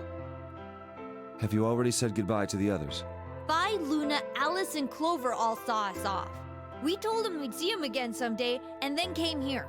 They were the only people you want to say goodbye to? Well, no point saying anything to Dio. Besides, he's asleep. You were asleep too. Sorry, but we didn't really know much about you. You have a point. Akane was in the armor in this timeline, after all. What about Sigma? Well, he's not really Mr. Sigma anymore. Of course. He is Dr. Klein now that his consciousness has returned. Yeah, but more importantly, he's the guy who brought us all here. Not a lot of warm feelings there, you know? And Akane? Never mind her. She's just like him. Not the Akane I knew. Aww. She must have seen some pretty awful things over the years. Hell, she might not even be human anymore. But the Akane Kurashiki I know isn't here. She's not anywhere. Aww. That's so sad. In the end, Clover and I were just pawns. Pawns to be used and then gotten rid of. Still, it's not like we're completely resentful. We had to be here to help change the past. That part's easy to understand. But I mean, Tamioji does have a point. Like, he lived his life. He, like, got to know Quark. And it's like, the past doesn't change. Like, it still happened. Kinda sucks, though. I mean, Sigma and Phi have it easy. They get to go back to December 25th in 2028. They'll stop the Radical 6, and save the world, and then they'll have a nice, normal future to look forward to. In other words, they get to go back to Point E and just enjoy history like it was supposed to happen. But we don't. We're stuck with Point C as our starting point. You told us about Tenmyoji's story, right? The one with the motorcycles? It would be like if Alice and I were kidnapped right before the intersection. Then whoever grabbed us takes us to wherever the bikers are going, 10,000 miles to the northwest. Don't get us wrong. We know why we had to be here. Without us, S's consciousness wouldn't have been able to go back to right before the intersection. If that couldn't happen, then the fate of those 90 dead bikers would be sealed. But it's still not the best situation for those of us left in the Northwest. We're stuck in the reality where the 90 bikers died. are we just supposed to go live on Earth? It's a wasteland now. And what about our friends and families? We left a whole world behind 45 years ago. Even if it is for the greater good? It just doesn't seem fair, does it? Yeah, it's a little bit much. So we went and talked to the old lady. She told us that there is one way. One way we could get back to the past. Let's say you do go back to the past. Wouldn't that cause your minds to get thrown back here? That seemed to be how Sigma and Phi's jumps worked, at least. Yes, you're right. But this is different. Different? How so? From what she said, it sounds like there's a way we can send our bodies back in time, too. It's ridiculous. It would create a paradox. How could you have two Clovers and two Alices at the same time? But that wouldn't happen. Akane says there's a way around that. How on earth does she plan to do that? Schrodinger's cat. Oh, hey, Kyle. Figured you'd come here eventually. Where's Dr. Klein? Luna said you were with him. He said he was tired, so he's off resting right now. There's a bedroom at the end of the hallway. He's in there if you're curious. Oh, right. He told me to turn on this hologram projector thing when you showed up. Want me to start it? Sure. Glad to see you. There isn't anything in particular that I have to tell you. However, I imagine there are a great number of things weighing on your mind. I'd love to answer all your questions, but unfortunately, my circumstances make that an impossibility. I hope you can forgive me. Everything I know, Phi should also know. I have instructed her to answer any questions anyone might have. Anyone other than Kyle, that is.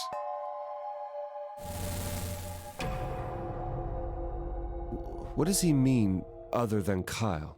Who knows? Is there anything you want to ask? Right, well, I guess I may as well cut to the chase. Just who are you, Phi? I'm not Superman, that's for sure. And I'm not Batman or Spider-Man or Aquaman or a Merman or a Wolfman. I'm not a Brahmin or Kamen or Ramen. I'm not a Cayman either, so you really don't need to worry about anything. Please don't dodge the question. About 5 hours ago, Akane attacked you with a knife. That triggered something which sent your mind back to the past, correct? Specifically, you were sent to Point D, April 13th, 2029. On that date, your body was already in Akane's custody. Although by then you were in cold sleep, you wouldn't have regained consciousness, but your mind was now inhabiting that body. That pod was your home for 45 years. You slept there, frozen, until the time was right. Then on January 25th, 2074, you were finally thawed out, even though you didn't wake up. Still unconscious, you were carried to the AB room. That was when your consciousness changed bodies again. A version of you from December 25th, 2028 arrived, pushing you out. It's just like you back to December 25th. It's just like we're going to point A, B, C, D, all of that time, backwards, forwards, right, left, upside down. It's okay. See, it's very. This is when you finally woke up. Basically, the goal is to get to the Nevada test site. In 2028, you found and joined forces with Sigma, whose older mind was inhabiting his younger body. Together, you attempted to infiltrate the Mars mission test facility. Unfortunately, your plan failed. The Radical Six did escape on New Year's Eve.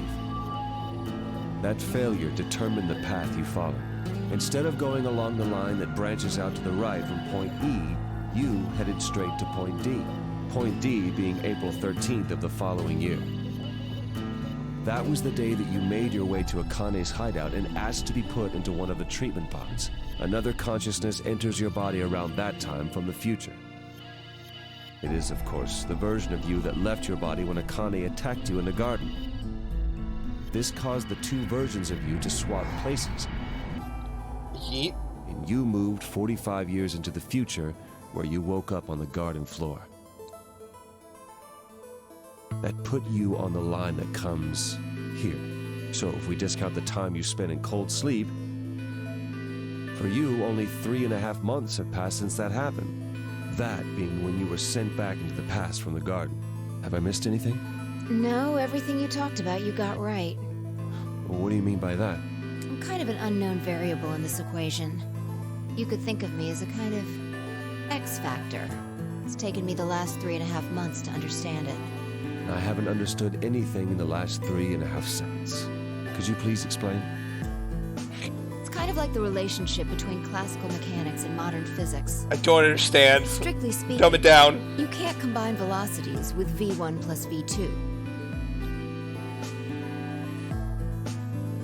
I mean, I guess. v1 plus v2 divided by 1 plus v1 times v2 over c squared is the actual equation. Alright.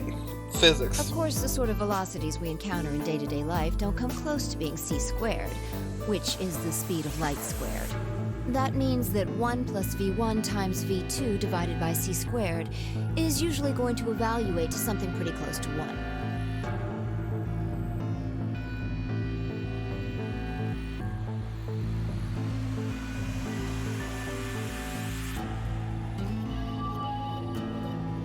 Right. Alright. That makes...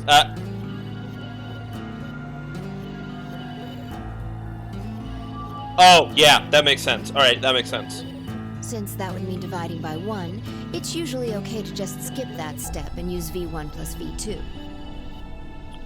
Okay. That math equation I understand. Because c over the c squared part, right, is the speed of light. That's a really big number. So v1 over v2... divided by v1 plus v2 divided by that is going to be a really fucking small number. So if you add 1 to that, it's basically always just going to be 1. So you just ignore all that because it doesn't change anything. You see what I'm saying? In most situations, it works, even if it isn't technically correct. The math equation or the whole time jumping thing? Because it's complicated. So you knew enough to get the stuff you were talking about, right? I'm not ignoring you. I literally which do not like the math equation where I like tried to explain it. Okay. So c squared. Okay, so let me get this. Okay, so c squared. C is the constant for the speed of time, the speed of light. Speed of light is a very large velocity. It's a huge number because velocity is meters per second, I think, or is meters per second? No, meters per second. No. Yeah, it's meters per second. That squared is an even fucking larger number. If you add two velocities together, they're going to be like, let's say 25 and 30. They're 25 and 30 miles per hour. Yeah, like you add them together, you get 55 miles per hour. You divide that by the speed of light squared, you're going to get a very, very, very small number. Like 0.000000000, a bunch of zeros, and maybe like a 9 or like an 8. So a very, very small number. And then you're going to add that to 1. You're going to add 1 to that. Because that number that you got through the division is so tiny, it basically does not matter. So basically the answer becomes 1. Because the number that's after that, the decimal place afterwards is so tiny, it doesn't matter, basically. So because that stuff doesn't matter, you just get rid of it and you just add v1 and v2.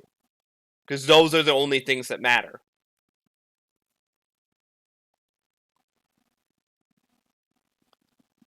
Okay, dumb it down even for okay. So okay, let's just imagine. Okay. V1 times V2. Let's imagine they're both like V1 is 1, V2 is 2. All right, so it just doesn't equal to 1. V1 times V2 is 2. Correct. We put that over C squared. C is a very large number. We square that, it's an even fucking larger number, right? 2 over an extremely large number is going to give you a really, really, really small number. Not 0, but extremely close to 0. So close to 0, in fact, it might as well be 0. And because it might as well be 0, if you add 1 to it, the answer might as well be 1. So, because the answer might as well be 1, and the C squared basically the 1 in the C squared don't affect it. Don't affect the problem. So to find how to get velocity, wait.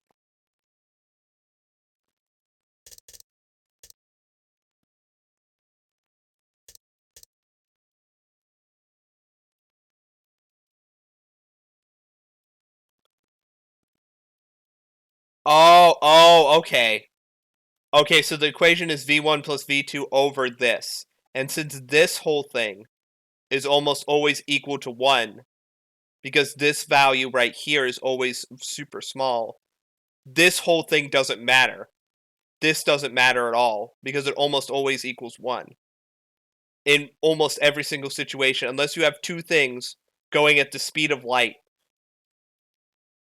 they will, which is impossible, basically. It's only theoretical that you can get that. This basically equals 1, and if you ever divide anything by 1, it equals itself. So to find the velocities, you just add them together.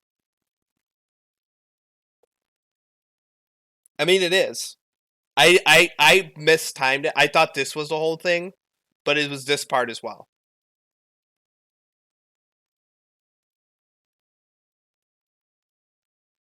It's basically V1 plus V2 over this. But since this almost always equals 1, except in very extremely rare situations, then you're just going to do this to find the velocities. Because that doesn't matter. It isn't physics, it's just math. It's like it's like just math. The only thing you would need to know in this situation is what c equals, which is the speed of light. That's the only thing you would need to know, and that's just a constant. So this is just math, then. If this is a huge number and this is a small number, this basically equals a number close to 0. Add 1 to that, the number close to 1. Anything divided by about 1 is going to be the same number. And doing, like, dividing something by 10 zeros and a 1, you might as well just divide it by 1 because it's going to be basically the same number. It's just like, it's a weird simplification. It's just a simplification to make like solving problems easier. Instead of using these like big long equations, you can simplify it by like if you know like what the numbers are. If that makes sense. You can just like simplify it to make it easier to solve. Instead of just doing like pointless calculations. As long as you stick to that, you won't run into any problems. I don't quite understand. In fact, I feel like you're dodging my questions. So was that what you wanted to ask about? No. What I really want to know is what happened between Christmas and New Year's Eve in 2028. You and Sigma infiltrated the Mars mission test site, didn't you? Yes. What happened there? How did Sigma lose his eye and both his arms? And why was Radical 6 in there in the first place? What could a deadly virus have to do with the simulated mission to space? Sorry, but I can't tell you that. Why? Because it would change history. There is a history where the virus didn't escape. That's the line that goes to the right of point E. In that timeline, humanity isn't heading for annihilation, and Earth isn't red. The future is much brighter. But if I tell you what you're asking me right now, then that reality will disappear. You understand? I don't. Why would all of that disappear if you told me what I want to know? You're about to go back to the past, right? The past? Don't be silly. I can't do that. Then where the hell did you learn all this stuff? I just listened to you tell me a bunch of things you shouldn't have known about. You were sleeping in the pod in the garden. You just woke up.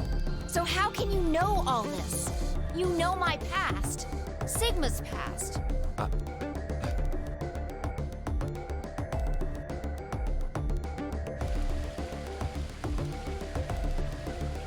I shall give you your answer. You are not Kyle Klein. Your body is Kyle's, but your consciousness is not. Think about it. Do you really believe you're Kyle? Or could you be someone else entirely? Then, where is the real Kyle's consciousness? He was thrown out when you entered. Right now, in a manner of speaking. He has arrived at December 25th, 2028. His consciousness has gone into a body from that time. I doubt you know how much the doctor loves Kyle. He raised him on his own. Kyle is irreplaceable. Do you really think he would go back to the past and leave Kyle behind here? I know what I told the others, that Kyle was Dr. Klein's spare, but that was not his only purpose. Kyle's consciousness is integral to what we are trying to accomplish. This new mission begins on Christmas and ends on New Year's Eve 2028. Its purpose will be to infiltrate the test facility and prevent the spread of the virus. For this to happen, Kyle is absolutely necessary. And that is why he created him? Yes. So now that my consciousness has entered his body, the doctor has achieved his objective. Kyle has gone back to 2028 to participate in his mission. Correct. There's one thing that troubles me. Kyle was created before reaching point B from point D. That means his body did not exist on Christmas in 2028. Does that mean he has entered my body? Have we just switched places? I suppose you could put it that way, yes. That's ridiculous. What's going to happen to me? You're telling me I have to spend the rest of my life here in this box, living in a borrowed body? No, not at all. You can travel freely through time and space. You are an uncontrolled variable that entered our closed system. As such, the rules of this world do not apply to you. I have no idea what... Please don't try to play dumb. I know what you are. Surely you must know by now, too. You are about to go into the past and save the world. Phi and Sigma, even with all of his future knowledge, will need your help. Only you can right the horrible wrongs of our past. Only you can save the world. There's no way Yes, there is. You have to. Don't you want to know the truth? Don't you want to know what happened in between Christmas and New Year's Eve in 2028? Well, yes, I do, but... Then you must believe. Reality is shaped by what we believe reality should be. If observation can change the motion of a particle, then how is it odd to think that human thought can shape reality? Your will can change history. The world will be reshaped into the one you imagine.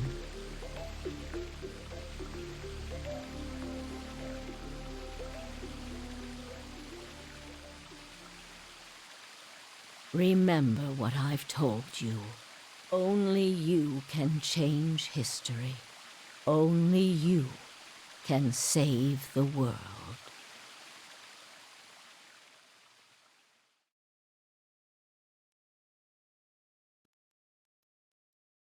Alternative end.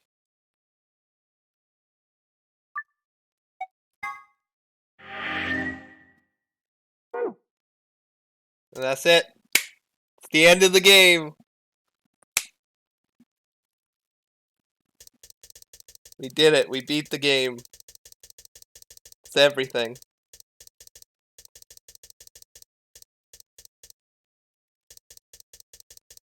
Done it. We've officially beaten Virtue's Last Reward.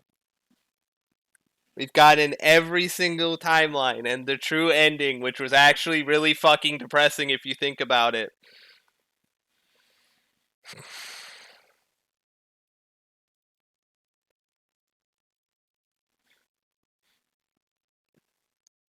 If you think about it, the ending is actually really fucking depressing, and not at all. Not at all.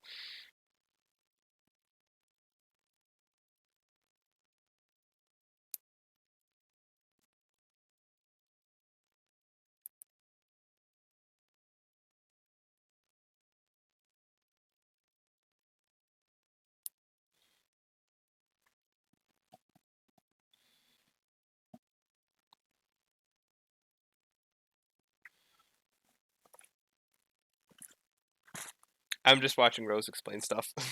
Meaning, yes, K was Kyle Klein.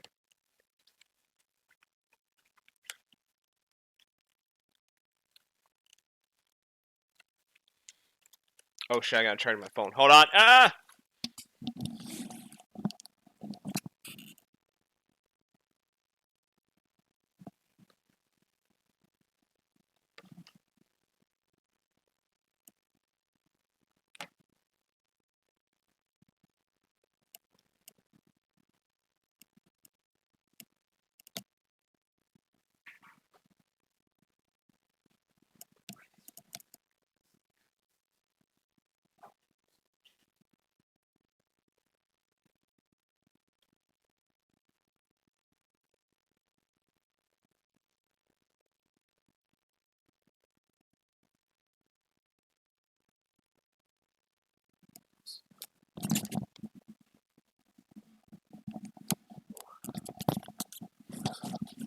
All right.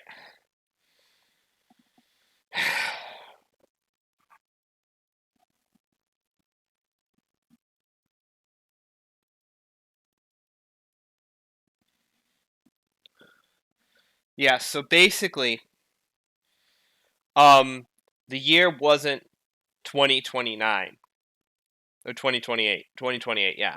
It was 2074.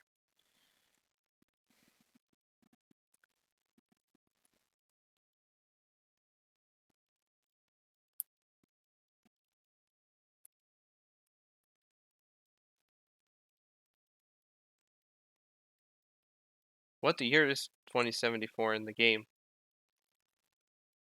Don't explain anything. Okay, fine. I'll let you do it.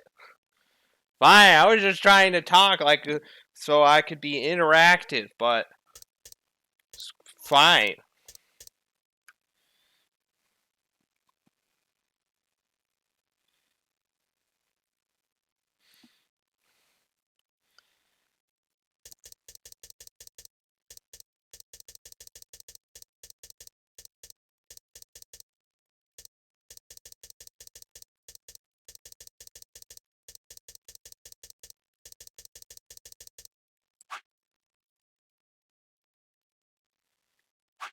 I'm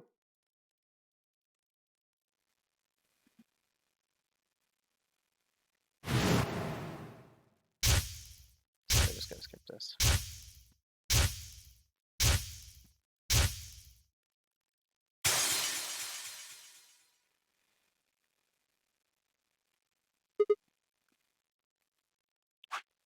So basically,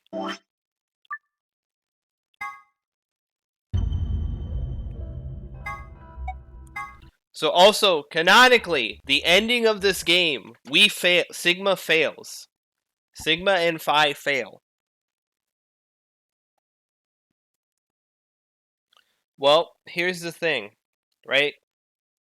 Timyoji and Quark, we failed in the ending of this game. We failed. We legitimately failed. The world still blows up. 6 billion people still die, no matter what we do.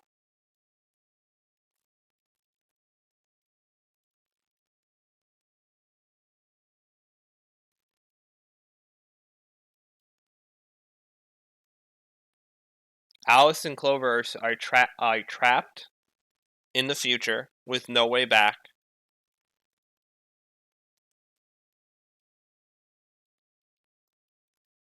Oh, 7 billion, not 6. Okay, my apologies. 7 billion people die.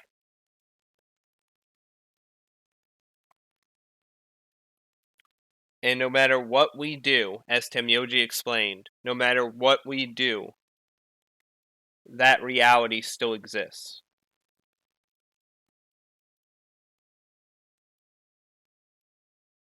All the realities we went through exist. Next game. And Temyoji was pissed. Was not like. Also. No, I did not. I did not get those last 2 golden files. I did not get them. I did not get those last 2 golden files. I just basically beat the game. Do that then. Shaking my head. All right. I don't know. I'm gonna look up how to do it because I don't want to spend like 25. No, next game. Completion.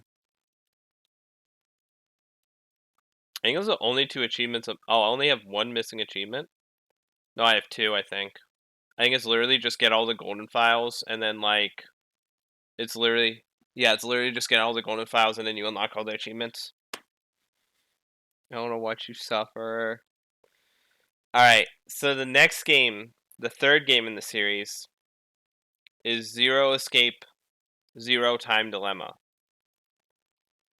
And this one takes place in the Mars testing facility.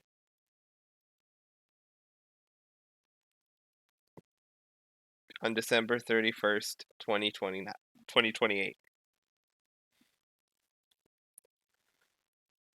I'm going to quickly move some stuff around.